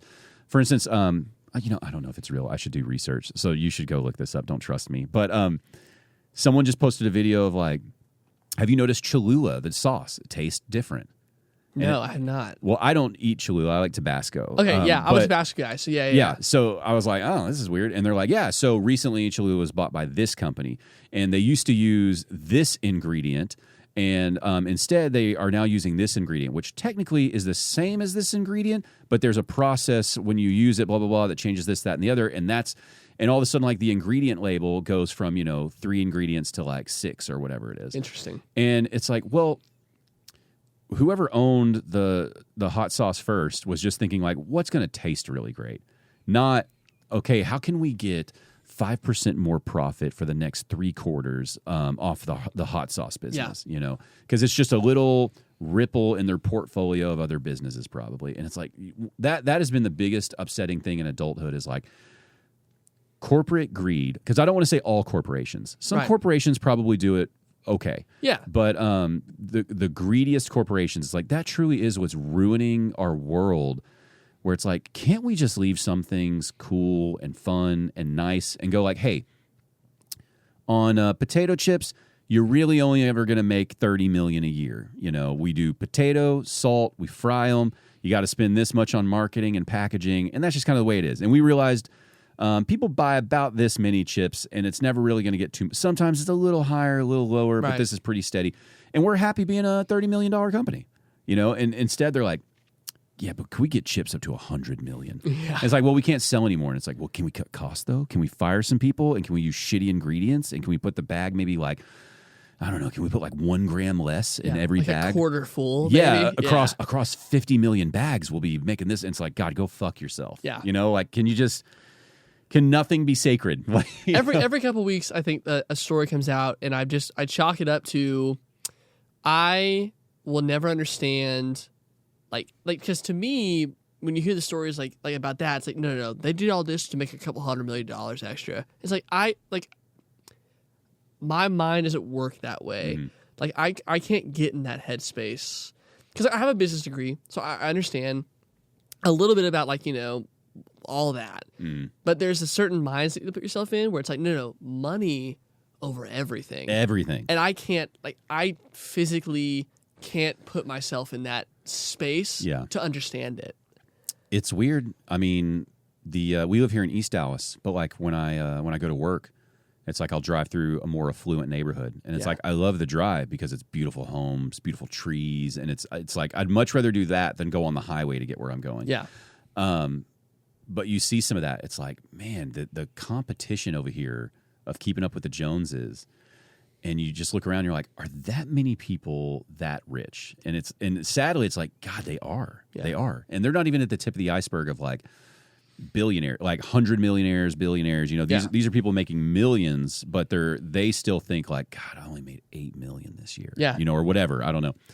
And it's like, yeah, you are some of the people like manipulating the world. There's very few businesses where they're like, no, we know we can make more money, but we don't give a shit. We're going to do this. Like one of them is Buc-ee's. Yeah. Like on their website, they say point blank, like, we do not franchise because we know it will lower quality, and that's not what we're going to do. It's like, hell yeah. Yeah.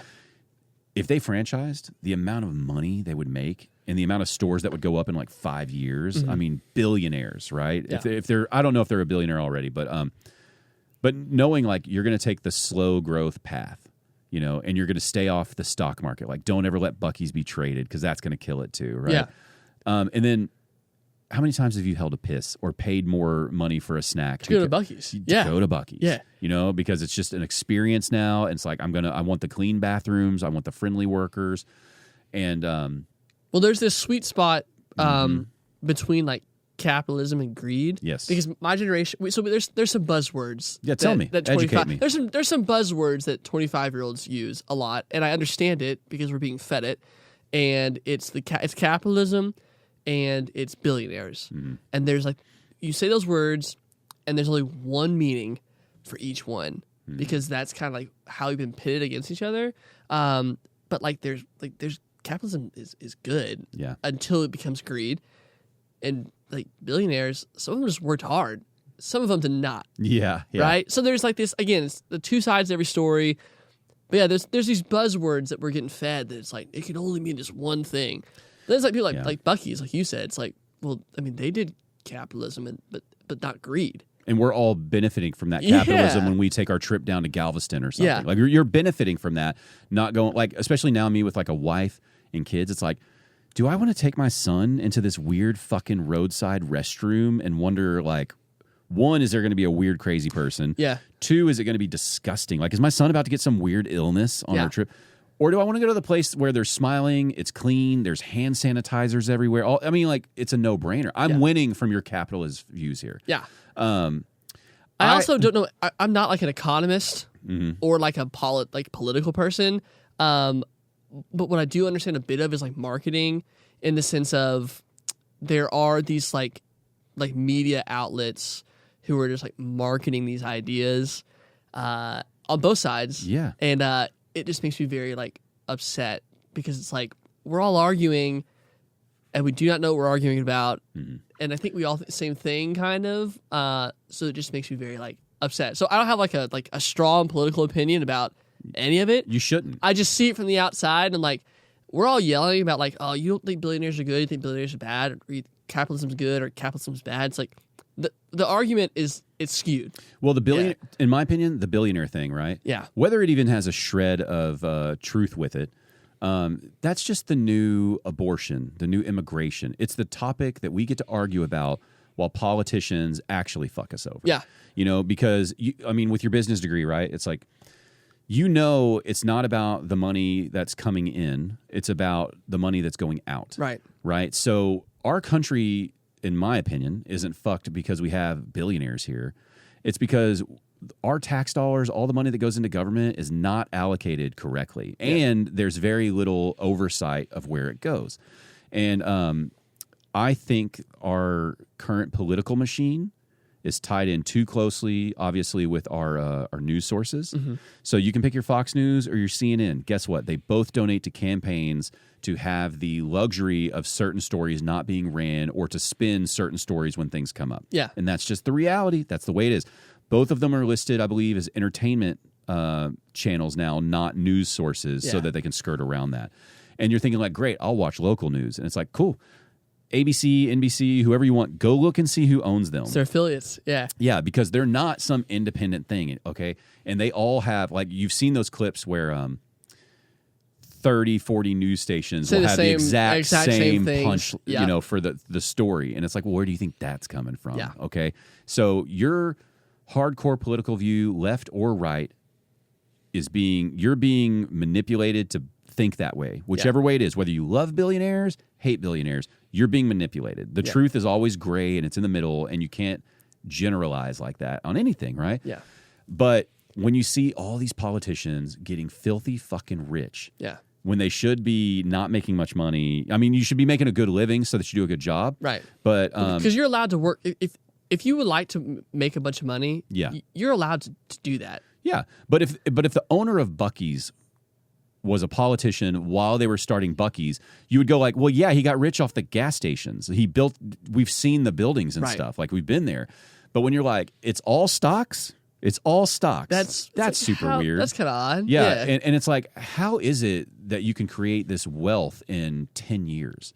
Because, you know, it's like, even if you were just making, I don't know, a $200,000 salary, right? It's still pretty hard to turn that into something like $30 million. It's, I believe that's 5 times 30. It's 150 times the amount. In 10 years, you would be like, holy shit, that's a business mogul if I've ever seen one. Wow, what was your secret? You know, and so many of them are making insane millions of dollars in a relatively short time for that scale of money. Isn't what's her face like the greatest stock trader that's ever lived? Yeah. Again, no political opinion. It's just that's kind of. Do you want to know one of my conspiracy theories about the stock market? I would love to hear one. I've never said this out loud. I'm so embarrassed. I'm getting it out of you. So I'm sure you've heard about like the political trade tracker, how they there's the app, right? Yes, yeah. So they have one for Pelosi, but they also have one called Inverse Kramer. Have you ever heard of this? So Kramer Do you know sounds Kramer? familiar. Yeah. Kramer's the guy who had the TV show where he's like, buy this stock, sell this stock, whatever. Interesting. Or it was just advice. What was the show called? I got to look it up. But anyway, they have their autopilot for that. What is his name? Jim Cramer, and his show was. Did they make it like a movie spinoff about this potentially with like George Clooney? Was like maybe that might have been something else. I don't know what that was. Point being, their autopilot is Inverse Kramer. Whatever he tells you to do, they do the opposite. And it almost beat Nancy Pelosi's for the last year. And so my conspiracy is like, man, this guy's on this major channel. I don't remember which one he was on, whether it was Fox or CNN or whatever. Or he's writing at this point, he's tweeting, whatever he's doing. It's like, is somebody paying him to give terrible advice, to give retail investors hope in a stock? We all go pump it, and then somebody else dumps it. They short it. Yeah. Like, are they shorting it, or are they just waiting for the rise, sell it? You know, like, is he the tool for a couple of, you know, hedge funds or something to be like, yeah, tell them, you know, Kleenex has got this new product or whatever, buy, and then Kleenex tanks. I don't know, because it's like, how could you be so bad and be known for giving advice? Yeah.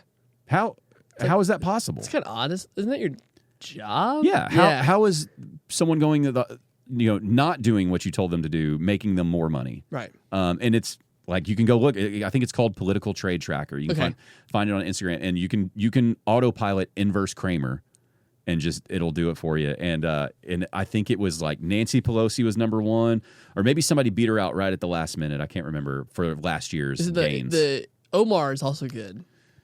Ilhan Omar? Yeah. Yeah. Well, that's another example. It's like, if you're, I like to think I'm more in the middle. I like to. That's personally where I try to live. But yes. because of these views that I'm about to say, people would go like, "You're fucking conservative and racist and blah blah blah." And it's like, man, I don't. Look, I have nothing against Somalis. Okay, I don't know any Somalis. I think I know where this. Yeah. And it's like, but she is a Somali American in power in a state that has a lot of Somali immigration. And there is speculation and allegations at this point of fraud within that Somali community, which seems to have a shred of legitimacy that's worth investigating, at least, right? You would go like, "There's enough here. We should definitely look at this," right? And her wealth, like, how did you come from another country, immigrate to America, and so quickly become worth so much money? And you also just happen to be a politician, and like, other politicians in your party, and it's both parties, but other politicians that she's near are making all that money too. And it's like, what?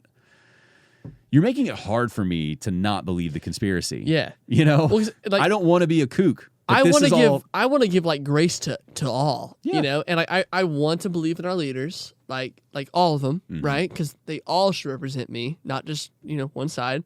But yeah, it does get tough sometimes when it's like, listen, I want to like be like, no, but then you see it like that's just it's kind of weird. It's kind of weird. I think what you and your wife might experience, I don't want to say you will because I'm just projecting like what we experience. I think between like 25 and 35, that's where it's like I'd been screwed over in different ways enough times to go like, God, people just fucking do this, and I gotta look out constantly. I gotta assume that you're gonna screw me over, and I gotta watch you like a hawk. And then if you don't, I'm like, wow, what a great person. Yeah, And I hate living that way, but it's like when I got married, we had a little bit of that experience. Our first home that we had issues with, we had that experience. We've done like a renovation where we had those experiences. Having children and like daycares, and it's like, you just come across these things where you're like, fuck, I have to watch everybody all the time. Because even if you're not actively trying to screw me over, it just feels like so much of the world is incompetent because of their laziness, right? Like, I don't know what job you have. I'm not saying you got to love it. But if you're doing the job, you should at least try to do it well. Yeah. Right? If you're getting paid for it, that was the agreement. You signed up for it. Nobody's forcing you to do it.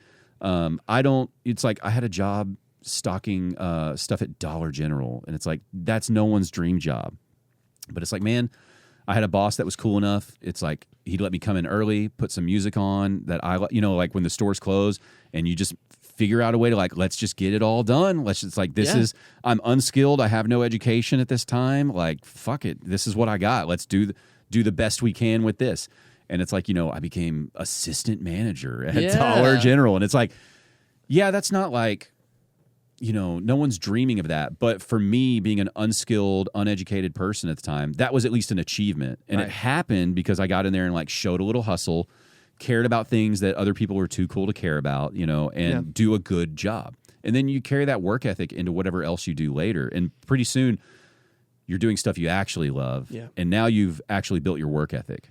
Yeah. Well, nothing is for nothing, right? Exactly. And that's like easier said than done, because I was in a similar position when I was in between jobs. I just graduated. We were in Nashville. She was in her last year, and I was at Dick's for like 8 months. And some days I was like, I cannot believe I'm in here stocking socks. Yeah. Like, I just did this whole degree thing. I had a job at a radio station. That didn't work out. So I'm Ubering, and then I'm working at Dick's, and then I'm coaching track, and I'm like, why am I doing this? But then some days, going to the track with the kids was super fun. We were just jacking around in the back at Dick's, and then I'd take someone cool on an Uber, and it's like, okay, this is going to be fine. Yeah. Like right now, it feels really, really weird. It was a lot of prayers, but nothing's for nothing, And I will just say on the topic of like, people are always going to like fail you. Like when it comes to like the conspiracy theories and the politics and everything, it's like there was like one perfect person in this world, right? I believe. And that was Jesus. And man will always be man. Yeah. At the end of the day, So and like when people say like, whether it's like stuff with the church or like parents, and it's like, oh, I cannot believe they let me down. It's like I also cannot believe they let you down, and I'm sorry this happened. Mm-hmm. Man will always fail you. Yeah. You know, so and it's not to be like, oh, I'm going to dump all the spiritual stuff on. No, but it's, no, no, no. I personally like to proclaim it. You know. Yeah. So, no, yeah. I'm not a person who wants to go to church or anything. That's part of it is the growing up in the small town. Like when you were talking about the corner with 4 churches. Yeah, the 4 corners. Yeah, you know, it's like, God, that's such a Texas experience, and so many of these churches in these areas like that. You know, it's the same thing. It's like you've probably got a small community church in every area where the people there, they are doing their best to live it every day, and they're attempting to be the best people, knowing they're flawed people. Yeah. And it's just all about like, I'm just trying to be a little better, and this helps me, and I want to be part of this community. And then even as our community of the church, we are trying to help the community in the sense of the town. Right. And we're not forcing it, we're just here, right? Yeah. And then you've got the people who are, it's like, I found out you can make some money off churches, and I open these bitches up, and I'm making money, and like you hear the stories like the guy who locked the doors until they hit a certain donation amount. Did you ever hear about that? No, but Okay. I'm sure it happened. And so it's like everything. There's great examples and terrible examples, but I'm also the person. It's like when my truck got stolen, and I'm thinking about what I want to purchase, because it's like, this was one of the worst times that this could happen. It's like I had this paid for vehicle. I was not anticipating an expense. Insurance is never going to give you what you want. We're paying daycare bills and things right now. It's like even a few $100s. I also have this hobby that I'm trying to turn into something long-term as a career. And it's like all of this has expenses. And it's like, I am not in a situation for this expense right now. This is driving me insane. And so it's like, that's where faith will come in for me, where it's like, okay, I'm not sitting here like, will you make me rich and blah, blah, blah, or blah, blah. But it is like, I have like days to purchase a vehicle. I've spent weeks thinking about it. I'm looking at it from so many angles. I'm confusing myself now. And so it's like, that's when it's more like, okay, show me what I'm missing. Yeah. Show me what the move is that I need to do. And for me too, it's like, even at 40, you're constantly thinking like, okay. Like, I need you to help me. Is this decision being made on ego or practicality? Yeah. Right? Because I feel like, it's like I'm in Texas. It's like I want this 4x4 pickup truck. I work hard. I deserve this. Yeah. I'm 40 years old. I should be able to purchase this, right? I deserve this. Yeah. And then it's like, is that my ego? And you're making things up. You're like, well, the vehicle's bigger. I've got 2 kids. I need a bigger back seat. And it's like, yeah, but it also has like leather seats, sunroof, 4-wheel drive. Like, do you need all these things? Yeah. And in the moment, you're like, but I probably do. I probably need this. And then also it's like, am I worried? What is my ego worried about what these people are thinking about I'm driving? Why the fuck do I care about this? But do I care about it? And so that's where it's more of like, all right, I need you to help me put aside this ego, see clearly. And it's like, if you can kind of humble yourself like that, it's like whether you believe it's religion, whether you believe the universe is mysterious and it will give you what you ask for, whichever version of faith you have, it seems to kind of work if you can kind of humble yourself and just honestly like, I'm fucked. I need a hand here. Like, and I'm not asking you to make it better. I'm just asking for a little like, am I going left or right here? Yeah. And then sure enough, it's like that evening, it's like I'm still tossing and turning. I'm on my phone running like, cost analytics of insurance and blah, blah, blah, blah, blah, to like try to make this decision. I'm using Google AI to help me talk through it and stuff. And then it's like at 2 a.m., all of a sudden it's like, I forgot about this one. I haven't been looking at this vehicle. That actually checks the box. How much does that cost? Fuck, that's way cheaper. But it's not the big Texas ego thing. It's like, you know what? You've been shown, right? Whatever you believe, it just showed it to you. And not only do we not need like the nicer stuff, we need to check the ego. It's like, no. We need to go as base model as possible. We need to lean into this instinct of like, what's the most affordable, most practical. I don't care if somebody's laughing at me at the stoplight. Like, we're going to do this because your goals are, family, obviously. I don't want to be working my life away for the car payment and missing like my son's soccer game. That's a fucking fool, right?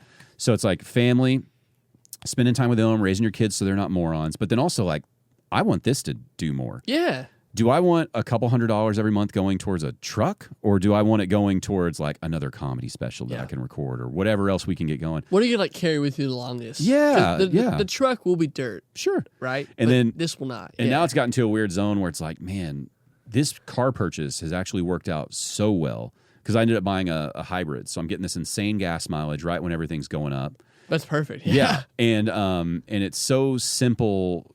Like it's a good vehicle, but it's not an identity. Mm-hmm. So it's like it's I'm not even thinking about that now, right? Yeah. And now it's getting into like positive conspiracy where I'm like, man, this whole thing, if you are real up there, it's like, did you have someone steal my truck because you knew this would be better? Yeah. It's like you don't want to think like that because you want to think like, no, the thief was wrong. They should be punished and blah, blah, blah. And that doesn't make it. But then you're all like, God, like I missed that truck. I loved that truck. But this has brought me in a different area where it's like, wow, this is kind of working out in an interesting way, Well, faith is it's so weird because like no one's ever like qualified to talk about it because like we're perfectly imperfect, right? And like I'll talk about it, and like you can go back and point out a million things I've done wrong, and discredit me if you want, which is fair. I mean, you have the power to do that. But before we went back for this like second apartment tour, which I did by myself because she couldn't get off work, and I stayed at a hostel. So like my room was like the size of this room in half. Yeah. I remember being just like very down and like, okay, God, are we like gonna have to move back to Houston for a couple months because we can't find anywhere to live? Yeah. And I remember I went to a thrift store, and the first thing I see is this CD of the Bodyguard soundtrack, which is actually my favorite soundtrack like album ever. Yeah. And I was like, why is this here? And I just decided in that moment that this was a sign. Relax, take a breath, and we ended up finding an apartment, which is amazing. But I also said, okay, I'm going to take this as a sign, and if we don't find an apartment, we're not supposed to find an apartment, I guess, right? Yeah. And I mean, I grew up in the church, and like it's a big thing to me. And again, perfectly imperfect. But I understand. Like when people say, like, I've been burned by the church, and, some guy, some girl who was in charge there, this or that. And it's like, I get it because, again, like, man will always fail you. And it's just so hard because,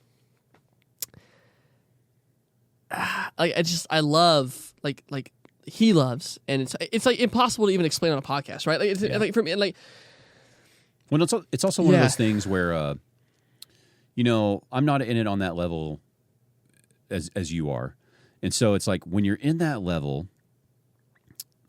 people are like, I get it, man. I know what you mean. Totally understand. And like, how do people not see this? But also people who are more like agnostic or atheist, right? It's like a lot of them have real, there's always bandwagons on both sides. But a lot of them have really good reasons. It's like, all the horrible things in the world and blah, blah, blah, that type of stuff. And so you think like, yeah, I see why you're there too. And they look at you like, how does he not see it? It's so obvious. It's like, yeah, man, that's the whole thing. What kind of made me open, because, I grew up around that stuff. We never went to church a lot. That just wasn't our family. But we always thought of like a God, there's an existence. Those were phrases that were always talked about. Small town, you go to like youth groups and things like that. Oh yeah, dude. Then you're like, Wednesday nights were like that was the night. Yeah. But for us, for me, that was like that was the first time I saw it as like a cult. Yeah. You know what I'm talking about? Where it's like, what is it that they do in school? It's like, is it like Youth Christian Association? Oh, Fellowship of Christian Athletes, maybe? Yeah, FCA. Yeah, that's what it is. Yeah. So it's like, I played basketball. A lot of our they're on this like, you got to go, and blah, blah, and it all felt very culty and statusy. Yeah. So that was the start of going like, I don't really like this. And then I started listening to more like punk rock music and things where there's literally a band I love called Bad Religion. Yeah. And this is a very intelligent person making very convincing arguments and statements in song, and it's like, man, Greg Graffin, the lead singer, it's like, this is a bright guy. Yeah. And what he's saying makes a lot of sense too. And so that was when I'm drifting more towards like, man, there could be nothing. Yeah. This is, like he's got a lyric that is like, I'll believe in heaven when 1 and 1 is 5. And it's like, and that's kind of where he's coming from, is like, there's nothing that would ever change my mind. And that was very easy. Like, but then that has its own cult thing that I wasn't recognizing at the time. Like the same way I'm judging the religious people, I'm not judging the punk rock crowd where they're like, yeah, man, there's fucking nothing. It's atheism. It's all agnostic. It's like whatever, and you're seeing it. But after a while, I'm like, I don't really see that either, though. Yeah. That seems like you're just the other extreme of what I didn't like. Where things kind of flipped on to make me more open was learning more scientifically about the universe. Yeah. So watching, shows like documentaries about space and planets and galaxies and nebulas and just time, infinity, all these things. And when you hear these there's a scientist I love named Jana Levin who is a black hole specialist. Oh, sick. Okay. And I think she teaches at Columbia. But she's also been in a lot of if they've had a 30-minute series about black holes, they're probably going to interview her about something, and she's just got a nice style about her that she explains things in great ways. And then there's, of course, like Neil deGrasse Tyson and people who do a great job with those things. And so then when you start learning about like crazy shit like quantum entanglement, yeah. Are you familiar with that? I'm familiar with quantum, but not the entanglement portion. So you can, and they have, you can entangle two objects. I don't know how they do that. And when I mean objects, like they're probably doing like electrons or something. Not like the can from the table here. So technically with a can, you could do it. I don't know how you do it. Interesting. But the idea is that, these like, forgive me if I butcher this, but like electrons, for instance, spin. And they can get electrons spinning, I think, in opposite directions, right? But however they manipulate them, they'll change it simultaneously. So they'll be responding to instantaneous, like this, if I'm using this phone and I move it to the right, it's responding to that as well. It can be in another area. And not only that, but it violates the laws of physics in terms of time, like light speed. So something that would be 10 light years away, if there was a signal from this to that to tell it to change, it should take 10 years to get there if it's moving at light speed. Okay. But it doesn't. It's instantaneous. So it breaks those laws. Parameters and laws and barriers. Like as far as so we either have an incomplete understanding of physics or we just don't really understand what's happening, right? Yeah. But anyway, point being, it's like you hear something like that, and then something like a black hole where it's like, man, things go in, they don't come out, we don't know what happens, and nobody will ever know. If you cross into it, maybe you'll be obliterated, maybe it goes into another dimension or another world. Who knows? Maybe every black hole collapsing is the Big Bang of another universe. Mm-hmm. I don't know. Yeah. And then you start thinking about time where time is not a constant, right? Yeah. So like even isn't time is relative? Is that what they say? Yeah. Even so, like if you just get further, like gravity affects time and speed affects time. So the faster you go, time slows down for you. And it's on a minuscule level, but even you just like if you drove at 60 miles per hour for 100 years and I walked for 100 years, your time would slow down and you would age slower than me. Now, it might be fractions of seconds or something, but it holds true. But it's so true that like the GPS satellites that circle the globe, the time on those has to be adjusted at a different speed than your phone time. Otherwise, it would all be off because their time is moving at a faster rate in space. The further you are away from gravity, time speeds up. The closer you are to gravity or the stronger the gravity is, time slows down. So Interstellar. Yeah, 100%. That whole thing. So that's all accurate, right? And so there are some people who believe that scientists that believe there's theories where it's like, not only does time work that way, but we are only experiencing time linearly for reasons maybe we don't understand, that all of time has already happened. And that interesting. If you were in another dimension, you pull out these pieces of time, again, part of Interstellar where he's going through that construct. Yeah. And, and it just gets weird. And like, I watched this documentary about infinity where there's more than one infinity. It's like, what? Yeah. And so, let's say you believe the Big Bang created everything. That's a scientific theory that's very valid, and it makes sense the way these people are describing it. But, we don't know.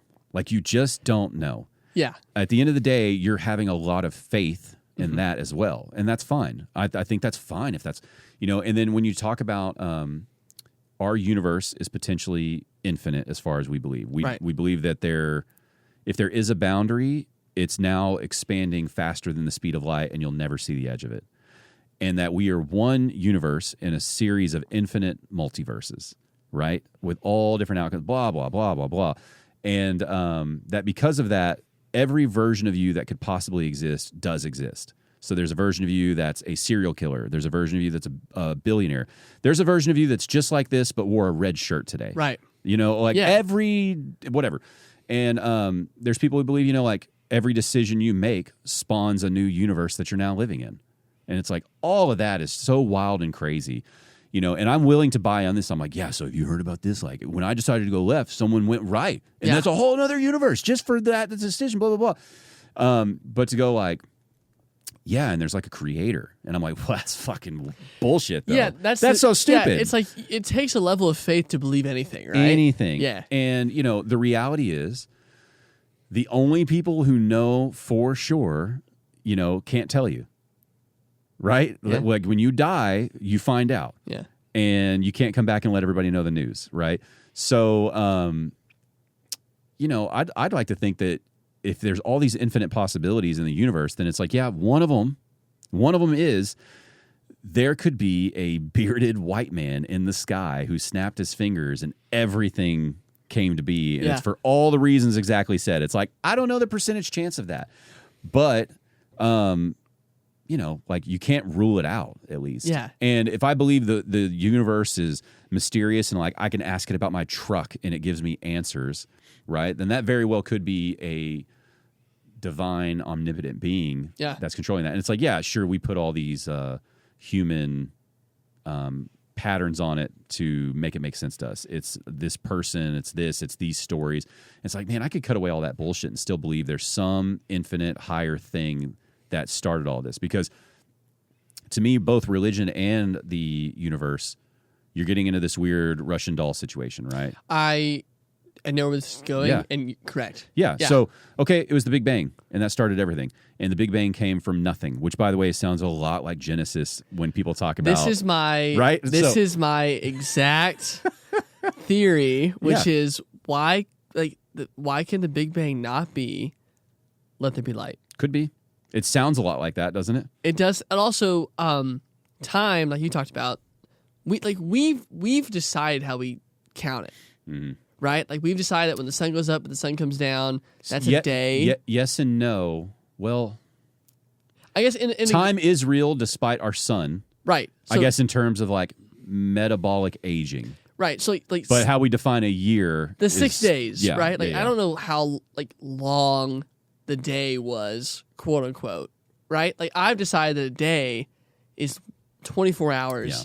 That's one day. Yeah, like when they talk about like so and so is 300 years old. Or yeah, and it's like because I mean, my wife and I, like Sarah and Abraham, like they didn't have the kids like they were 700, right? It's like I don't know how long. Yeah, and the thing is like okay, so I'm willing to believe that in Interstellar he hung out by that black hole or whatever for a couple hours, and then it was 50 years in the future. So to all of those people, he would have been I don't know, 80, 90 years old or something, whatever it was. And that's like, wow, incredible writing. Like it's incredible. But I can't buy in on their, it's like, what if these ancient civilizations and beings were more advanced and this person did like, they were 60, but they were at this star system or something where they were by a black hole. And when they came back, to those people, they were 700 years old. Right. But metabolically, they were still like, I'm 55. Yeah. All of that scientifically could happen in theory. So I don't know what was happening back then. Yeah. That's wild to think about. And so if I can buy in on the craziness of physics and the universe, because that does seem very sound, like that these are all real possibilities. I'm buying more in on religion, just never, I don't get into the, like whatever we've, I don't know, I don't want to be rude. So it's not marketing, but like, there's it's like, we know, like, I don't care if you're Baptist, Presbyterian, all of that is so insignificant to me. That's the same as like, what's your favorite color? Yeah. And it's like, just your main thing is all I'm interested in. Because, it could be that, and I'm not ready to rule that out like I used to be. And Well, it's just, I would just challenge people. It's so easy to find the wrong ones. sure, yeah. So, but for every pastor then there was like an adultery scandal, because Yeah. there are, right? Yeah. There's like 10 men and women who have like gone to like all these different countries and built homes and have like saved lives, and so it's all and everything. It's easier to see the people who are bad. Well, we have some close friends that we've known since we were teenagers, and they are the example of those types of people. Yeah. Where they've always had their faith. They've always been involved in churches. They even have, I don't want to say it on here because I don't want to be talking about them, but they even have like careers that are in service of the public. You know, it's like, yeah, they're making money, but these are careers where it's like, man, this affects people. Yeah. And it's so important. And like, God, you're like living the life. And they're very humble. They're good with their money and finance because it's just they've adopted those principles. And it's like, yeah, when you look at it on a core, like a base level like that, that's where it's its best. Right. And if you decide that you want to go to this building with these types of beliefs to achieve that, that's fantastic. And you should do that because we're all winning when you're a better person also. And then just a healthy dose of like, everyone should just mind their own business. If they're doing that and it's not having any negative impact on anything, it's like, yeah, we should be getting child molesters and like put them in prison, do all that, shut down that church, whatever. Like, but in a lot of instances, those people are so much more tolerable than the like hardcore punk rock atheist I used to try to have conversations with, where you're just like, Jesus, man, you're open-minded about everything but this. And that's insanity to me. So, and that's also, it is funny like how hard people will go to prove this one thing. And it's like, it seems like there's a... Well, and I just got very comfortable going like, I don't know. Yeah. I don't know, man. Yeah, you know what? It's like I'm 40. I'm hoping I make it to 100 and beyond, and that I learn even more on this trip. Because it's like at 25 you've learned a lot, but at 50, oh geez, 25 more years, you're going to look back and go like, God, man. And so, just the human experience, like raising children, being married, all these things, it definitely shapes those beliefs more because you have so many moments that are unexplainable, right? That work out. Where you're like, God, man, that's just nuts. And like I said, you can call it religion, you can call it the universe, because to me, getting back to that Russian doll situation, it's like, okay, great. We are an infinite glob of multiverses that came out of absolutely nothing. It's like, so why? Yeah. Why? And, and it's like, all right, God is this being and, snapped their fingers, created all this. It's like, yeah, but there's still now a level past God. Like, why? Well, where are you from? Yeah. What is this? Like, I'm still only getting a part of the story. I'm very interested either way this is going, because, the whole concept of existence, whether it's science or religion, it's so challenging to go like, so the Big Bang, an infinitely dense point in the middle of nothing. But why does there even need to be a Big Bang and universes to exist? Like, why wouldn't there just be nothing? Yeah. Why not? Why does something need to exist, period? There seems to be this bigger machine. And then when you find out that bigger machine, you're back to asking that question, well, why did the bigger machine that made the nothing, blah, blah, blah. And religion's the same way, So I don't know. I'm on the journey. I'm open to hearing all arguments. Yeah. And I don't believe anybody knows 100%, Well, I think most Christians are open to hearing all arguments too, right? There's this idea that it's like they're all just in this like building on Sundays, like I don't want to hear anything. It's like no, like we should all come in and talk about this together. Unless you're going to like the Westboro Baptist Church. I don't know. Are you familiar with them? I'm not familiar with them. They were the ones who were protesting military funerals, saying that God killed your soldiers because you guys championed gay marriage or something. Yep. So and it's like, I'm gonna okay, I'll be out on that one. Yeah. I would like to. Firm stance. I'm out on that one. Yeah. Well, here's the thing. Most of the religious people I've met, where they follow what I believe would be a good way to do it. Right? Yeah. Whatever that means. I can talk to them about all this crazy universe stuff, and they don't hit you with the like, yeah, God is good, right? Like they don't hit you with all the manipulation. They're just like, man, that's fascinating. and then you're just having a conversation. Yeah. You know, and it's not this sales pitch and blah, blah, blah.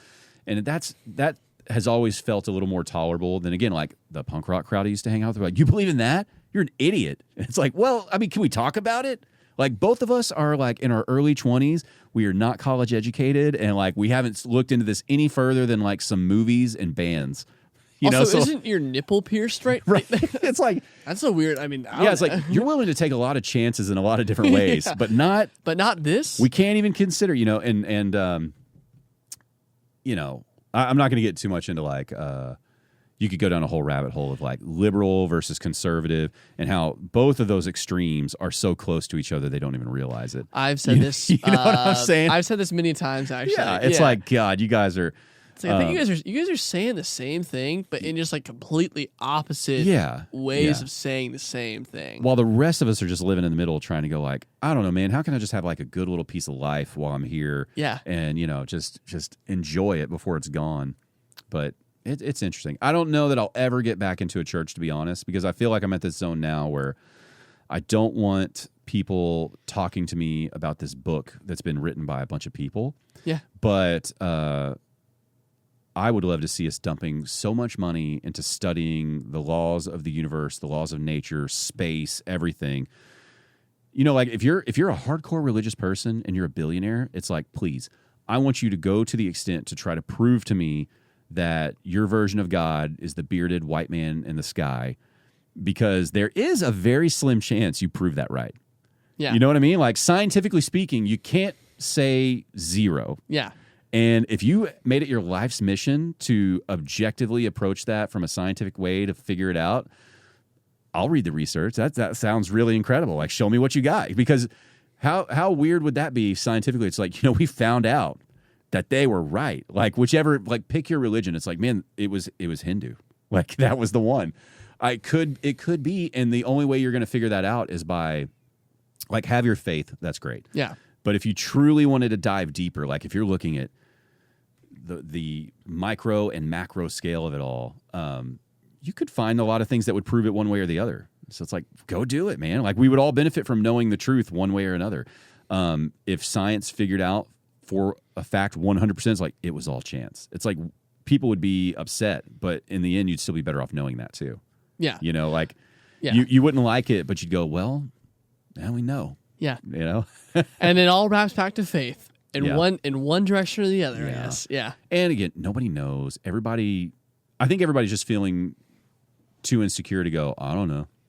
Yeah. I mean, that's something I try. I hope, but I don't know. Something I try and do is go like, there's a surefire chance that I am wrong about things in my daily life. Mm-hmm. You know, like, because I don't know everything.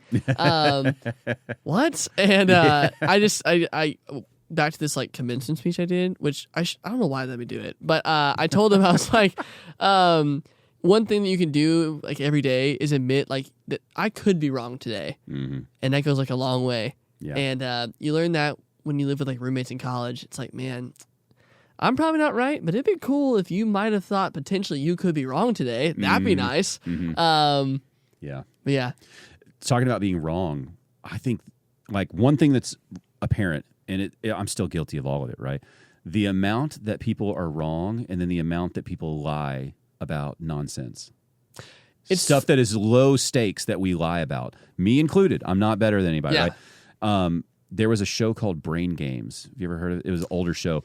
But it was all about how the mind could be tricked. So in some episodes, it might be illusions, you know, just pictures. Some it might be like card tricks. Yeah. There was one where someone would come to check in at a hotel, and they'd be like, oh, let me get that form. And when they duck down, a different person pops up. And they just wanted to see if you would see it or notice it. And most people were always tricked, right? But one of the most fascinating ones was they took this group into like Central Park or something similar. And while they were talking to them about the game they were going to do, that was actually all a lie. They staged a mugging. So while they're talking to them about the thing they think they're going to do, someone gets mugged, and they're all a witness to it. And so they bring in a former detective to like question people and do all this. And they're going through the legal process of so they went all the way to the courtroom to like try to get a conviction, and they put them on like a jury, and they get all this stuff. And they showed you just how much you fucked up after the initial interview, whether it was just your own bad memory or whether you're being swayed by the public. So it's fascinating because, you know, they're like, he's like, right now it's all on it's fresh on their mind. We've got to interview everyone.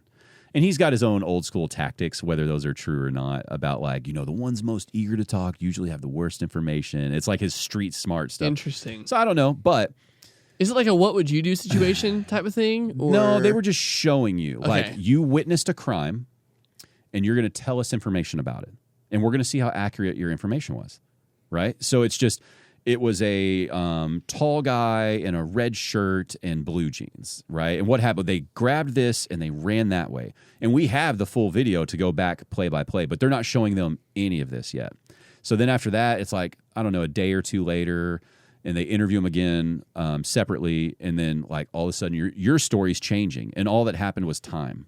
You know, you're like, yeah. So it was a gray shirt, and they had on blue jeans, but they were like dark blue jeans or something like, and it just starts changing little tiny bits. Yeah.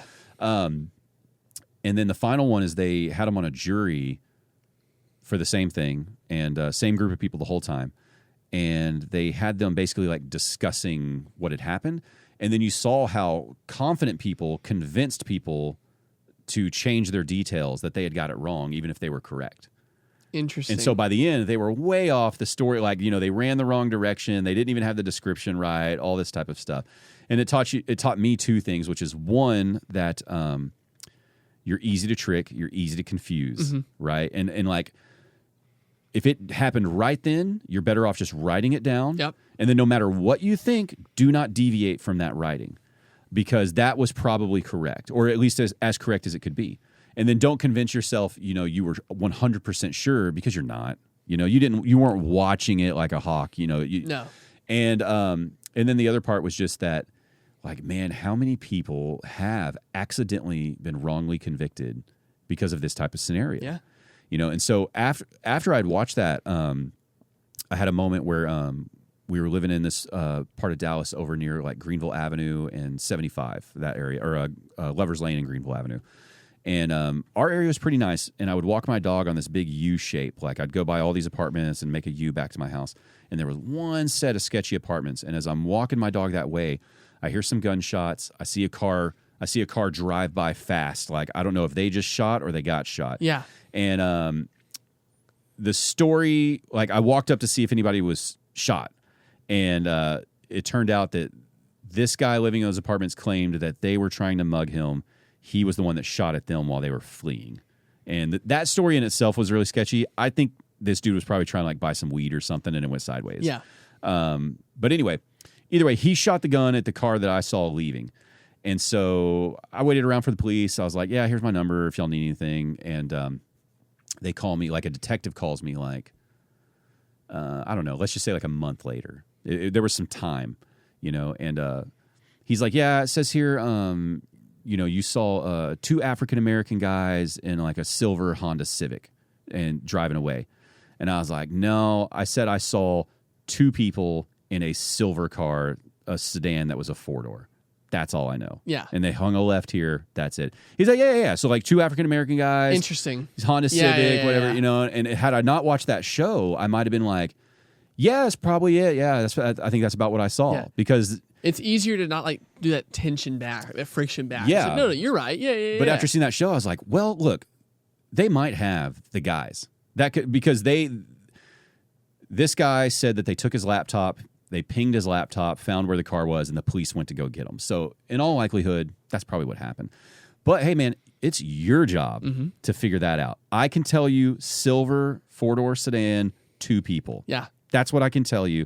And if you did get the wrong people, I'll never know that my testimony like put 2 innocent people in jail, potentially, right? Yeah. And it's like, you know, yeah, it's probably them, but I'm not going to say Honda Civic. I'm not going to say race or whatever. I don't even know that it was men. It could have been. It probably was, but it could have been. Could have been.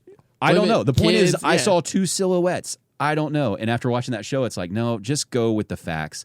And like, that's on someone else to get those other details, because you could be wrong. Yeah. You know, it's like, how many people in the past did, like, because I think as a person too, like, if I hadn't seen that show, I would probably be more likely to go like, but I want to be the person that helps catch them. So I would agree and be like, Right. yeah.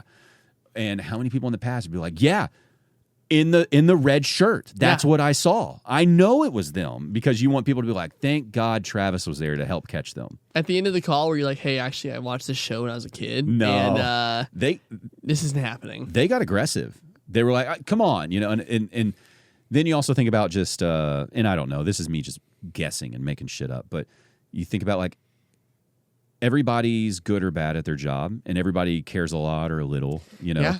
And so what if this was just one person who's like, it's probably them. I can close this, get this off my desk. I got another thing to work on. It's like, yeah, man, that sucks that you might be like overworked or you're the lazy one. I don't know what it is, but But this you do is what you signed up for. this is your job. Yeah. This is your job. And it probably sucks if nobody's got a clear description. And it's like, but that's the job and you got to figure it out. And I'm sorry, but I'm not going to be the crutch for that. And, but you could hear the frustration of like they thought this was going to be a slam dunk. Yep. We got a witness. Here it is. Boom, boom, boom. But how many people have you seen exonerated? And it's like, Was it not the Chicago 7, the Central Park 5? Yes. Isn't that the one? so that was another one I'd watched after that whole situation. Yeah. Then I saw that because I had my like, we're fallible as like witnesses. Right. And then you saw that and you're like, oh my God, they'll purposely do it. If Well, they were coercing the kid. 100%. They were like, hey, we need you to say this. All of them. Yeah. And I always take the, when it comes to like anything with cops, Yeah. it's gonna go in either like a very like conservative way or a very liberal way. Well, listen, I judge cops harshly, but I'm very pro cop. Yeah. I want police. I think there are great police out there. I just think we've got to find a way to keep horrible people from becoming police. But Yeah. I do not want to live in a world without police. No, I had one the other day. I'll bring it up because I did an internal affairs investigation on it, Wow. and it got correct. I was correct, but this guy pulled me over, and just like out of the gun, like just like really harsh. And he was pulling me over for like, he said I ran a stop sign. He said, "Oh yeah, I saw it on my screen twice before I pulled you over." I'm like, "That's not how this works," but whatever. And he's asking me like, "Why are you over here?" And I was like, "Hey man, I don't even know like what is like. I didn't know you were pulling me over." And then he was like, "Calm down, calm down." I was like, "Okay, I'm calm." But where I asked him at one point, "Is this real?" Because he asked me for my registration, and I said, "It's in my glove compartment. Can I reach for it?" Mm-hmm. And he said, "Yeah, how else are you gonna get it?" And I looked back at the car. I looked back at him. I was like, "Is this real? Like, is this a real thing?" Because like my mom's a lawyer. Like I've been in these courtrooms. I respect police officers. I've been around police officers. I was like, "Dude, I'm so chill." If you say that someone who's not chill, this becomes like a big thing. Yeah, and you're trying to be respectful. Yeah. I want to let you know I'm reaching for this. Yeah, and he didn't ask if I had a gun in the car. He was like mocking me under my breath. Like, a couple other things happened. Yeah. Anyway, I call sergeant because if I ran the stop sign, I'll pay the ticket. And I understand when a 25-year-old calls and says, "This freaking cop," I understand how that sounds. Yeah. And I started with that. I said, "Hey man, I know how this looks. I'll pay the ticket if I ran the stop sign. I'm calling about this guy, not the ticket." Right. And then like a month later, I got a letter. It's like, "Hey, we reviewed the body cam footage, reviewed all this. We can't disclose what exactly, but you were like in the right here. You're correct." This was not the way this should be handled. Yeah. And I was like, "Okay, great. Yeah. Can And you know how it is. Help me with a ticket now?" Because I had a similar situation when I was, God, I don't know, probably, I might have still been in high school. I might have been like 17. I can't remember. I had a more suspicious looking car. It's this old Geo Metro. Have you ever seen what one of these look like? No, I'm not. Oh my God, I love it. Who makes it? It was made by, it was like a partnership between like General Motors and like Suzuki, I Love think. that. But anyway, I bought it because it was cheap and I was trying to save some gas money. And You should just never question any vehicle parked at a high school. Yeah, I mean, come on, man. we know what that is, right? Yeah. And mine had like a dent on the hood. I bought it for $900 used. And but anyway, at this time, we're full on into like punk rock phase. We're wearing like band T-shirts.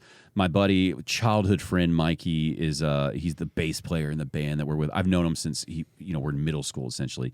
And he's got like mohawk, and I legitimately broke the law. I rolled through a stop sign while making a right turn. You know, you do the slow down, you make California the right. roll. Yeah, you know what I'm talking about. So that's fine. He pulled me over for that.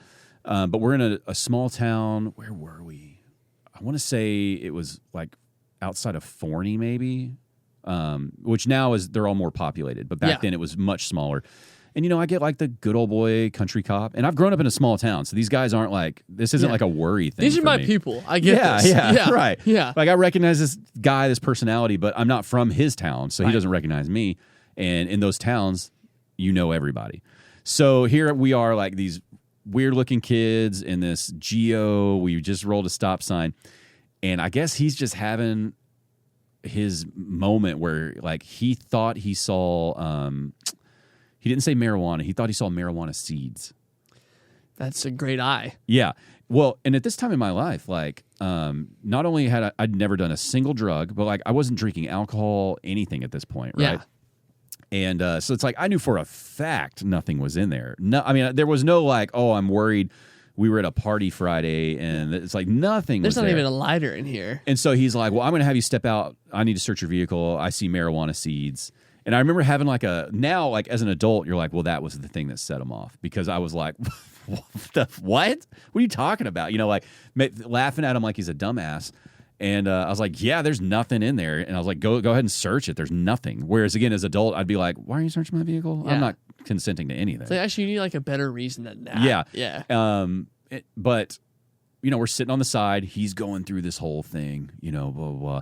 And he's like, well, you know, we didn't find any marijuana, but, you know, there were seeds in there. And for each one of those, I could write you this ticket or something like that. And again, the more mature me now would be like, I'll be on my way or whatever, you know. Yeah. And instead, I'm like, well, fucking write the tickets. How many tickets? 5, 6? Where are the seeds? Show. I'm being a smartass. And he's getting heated, and you know it turns into like a, you know, you're lucky I'm not giving you a ticket, like get your ass out of here and blah blah blah. And in the commotion, he gave me a ticket for the stop sign, but in the commotion, he forgot to hand back my ID, and so I come home and I'm venting to my dad about it. That's why I feel like I was still in high school. I was venting to my dad about it, and he's like, "What's going on?" You know, and his first thing is like, well, are you doing drugs and leaving them in your car? Like, don't make me look like a fool. But he calls up there and is like, what's going on? And I guess they were so embarrassed. Like maybe this guy had done things like this before where he's like getting a little out of line, a little too heavy. And they were like, look, just come get the ID. We'll drop the ticket. It's all good. Yeah. And, you know, that was definitely 50-50. Like I handled it poorly, but he also handled it poorly. Yeah. And it's just it was a good, like now I look back at it, it's like, man, you know, if I'd handled that differently, I wonder how it would have gone. I would have got the ticket still, but whatever, I deserved the ticket. Yeah. But also, how many people, like you said, where they escalated it even more than me, and they maybe were actually in the right. And it's like, you know, I want cops. I want there to be police. I just want them to be great. Yeah. And it's like, I'm very much like, how can we make it harder to be a police officer, but also pay you more money so that it's worth the extra hassle of being a police officer? Well, it's also, and I told him like to his face, I said, hey man, I said, just because he asked, like, do you have any more questions before I go? And I said, yes. And then he walked away from the car. And I was like, wait, what? No, hold on. And I just told him, I was like, listen, man, like, I respect police officers. You guys have like one of the hardest jobs in the world because we expect you to be perfect, but we'll crucify you, right? But there are bad cops also. And I said, I'm going to do a request a pretrial on this, like, just so you know. Like, I'm going to report this, so I just want you to know. I respect you. I apologize, but I'm going to report this. And he was like, okay. And then just watched. But when I called the station, they didn't sound like super surprised when I said his name. And I was like, oh, no. Yeah. But a couple weeks later, and this is something I've never experienced, I got a call from like a third party that works with the Fort Worth Police Department, and she said, "Hey, we work with like the community to bridge the gap between like police officers and the community. We're like professional mediators, and we would love for you to come sit down with this officer." And I was like, I'll be real. He's definitely has like better things to do. Yeah. I don't think he wants to sit down with me. And they said, well, in order for us to call you, he had to agree to it first. So he like wants to sit down and talk. And I was like, in my mind, I was like, there's no way he wants to sit down and talk to me. Like, no. So then I asked a $1 million question, and this lady was super nice. And like the program sounds great. But I asked a $1 million question, and I said, just for clarity here and transparency, if he participates in this, does it maybe help his like record with like, I don't know, like complaints and stuff like that, like disciplinary compliance? Yeah. Yeah. So, to be fully transparent, yes, it does. And I said, I came out. Like, I'm done. I don't really want to do this. So, it's like what you said. It's like the hardest job in the world, I think, like one of the hardest jobs. And again, there are very bad cops. I've met a million great cops.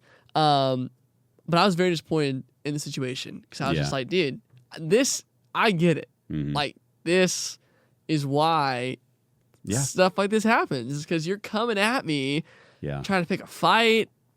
And I don't know, dude. Yeah, I mean, like, what if he is a great cop and everybody has a bad day too? Yeah, right. True. I don't know.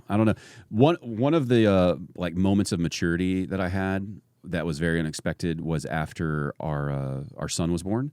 Not because he was born. I'm like, I'm not sure. Yeah. But he was having issues sleeping. He was crying all the time. He was having like ear infections, and they just call it colic, whatever that is. Yeah, I had this. Okay. Yeah. But for like 6 months, and we're not sleeping. I'm working multiple jobs, and I have a good career now. I don't talk about it on here, but it's not like I'm working shitty jobs. Like, we're doing fine. Right. But I'm still working, and so I'm waking up, going to work. I'm tired. He's waking up like every hour for like 6 months. Yeah. Because we're tired, we're fighting all the time about nonsense, right? And there was a moment where I'm like at my limit, and I'm like changing his diaper or something. And I think because he was having ear infections that we didn't know about yet, it's like you lay him down to change his diaper and he'd instantly start crying. Yeah. And used to, you'd lay him down and he was like giggling and happy at that moment. It's like, oh, that's weird. But he's crying. I'm sleep deprived, having a bad day, probably just got in an argument with her or something. I don't know what was going on, but it like hit me. I was like, whoa. I was like, this is the moment. All those people where I was like, how could you ever shake a baby? Or how could you ever like hurt the kid? Right? Because you just think like, who would fucking ever do that, you piece of shit? And you are a piece of shit. Don't do it. But I was like, this is it. Yeah. This is it. I was like, because this is the moment where your life changes forever if you made the bad choice. Because I have a spouse as a support system. I'm gainfully employed, and so is she. So money's not our issue. But it's like, if you were the parent who had the spouse that's non-existent or was totally unreliable, you have a shitty job with a shitty boss, and you can't afford the diapers or whatever. Like, you're just stressed to the max. And now you're having the same experience I am with like sleep deprivation and all this kind of stuff. This is the moment where you would make the worst judgment call in your life and just be like, could you just fucking be quiet and like shake them? And it's wrong. Not condoning it. Not saying you have it out, like you fucked up. But it was like, I saw like, damn, that's how they fuck up. It was this moment of just lack of clarity, sleep deprivation. And, I'm fortunate. Like, I had reasonably good parents who like teach you how to make choices, and it's like nobody's perfect, but if you had all those circumstances and you had a shitty upbringing where no one taught you like right from wrong, and, like if you didn't have a parent who was like, look, when you're frustrated, like just step away. Yeah. Like people who don't even get that kind of advice, you would think like just fucking shut up, and that was the moment. It's like all of a sudden 10 seconds of a terrible decision, life's ruined. Yeah. Even if you were a great person, horrible. And it's like, and so that was very much an eye-opening situation of just like, God, man, so many good people make a bad choice, and that's it. Yeah. And that's it. And so it's like, you want to hope that cop was that same way, where it's like, maybe you're a good dude and for whatever reasons you made a bad call that day and then you doubled down on it and whatever. But there's also a good chance like you're just a prick and you shouldn't be a cop. Yeah. So I don't know. It's one of these two things, and I think I know where I'll lead it. Yeah. Right. Yeah, definitely. Well, listen, now that we've solved all those issues, dude, I appreciate you coming in. Yeah. Wish you the best of luck with the move. I'm super impressed with the show. I mean, I already enjoyed it, but now that I know how it was put on, like that's a very impressive undertaking. Dude, I appreciate it, man. So- I appreciate, again, having me on. I'm terrible at talking about myself, but I want to so bad. Yeah. But I'm so bad at talking about myself. But again, I think you having this like platform for people is so sick. Well, I and it's appreciate super it. cool because I think everyone wants to do this. And the fact that you can do it, you know, when you're not maybe like the most famous person in the world, it's just super cool. So I enjoy doing it. I mean, I get as much out of it as you guys do, hopefully, in terms of just getting to know y'all and like what you're doing and like kind of what's behind why you're doing all that. But yeah, I appreciate it. When you get up to New York, man, you need to find your Airbnb up there and do the show with all those new comedy people that you get intertwined with up there. I am actively trying to figure out how to do that. Yeah. So yeah. Yeah, go with it. And then of course, like you're gonna be hitting stand up there, right? I am. I've got a plan. How to do the stand up stuff, but also try and learn about all the other stuff. Yeah. So I've never been a one trick pony. I'm not gonna really try now. So Well, that's the beauty of where you're going is it's all there. whatever you want to do. Yeah, it's all Yeah. there. Maybe Yeah. I'll play handball. I don't know. Well, listen, man, good luck with it. I'm excited to see where it goes. Hey, I appreciate it, man. Thank you. The I'm a Fan of podcast, music, comedy, and more.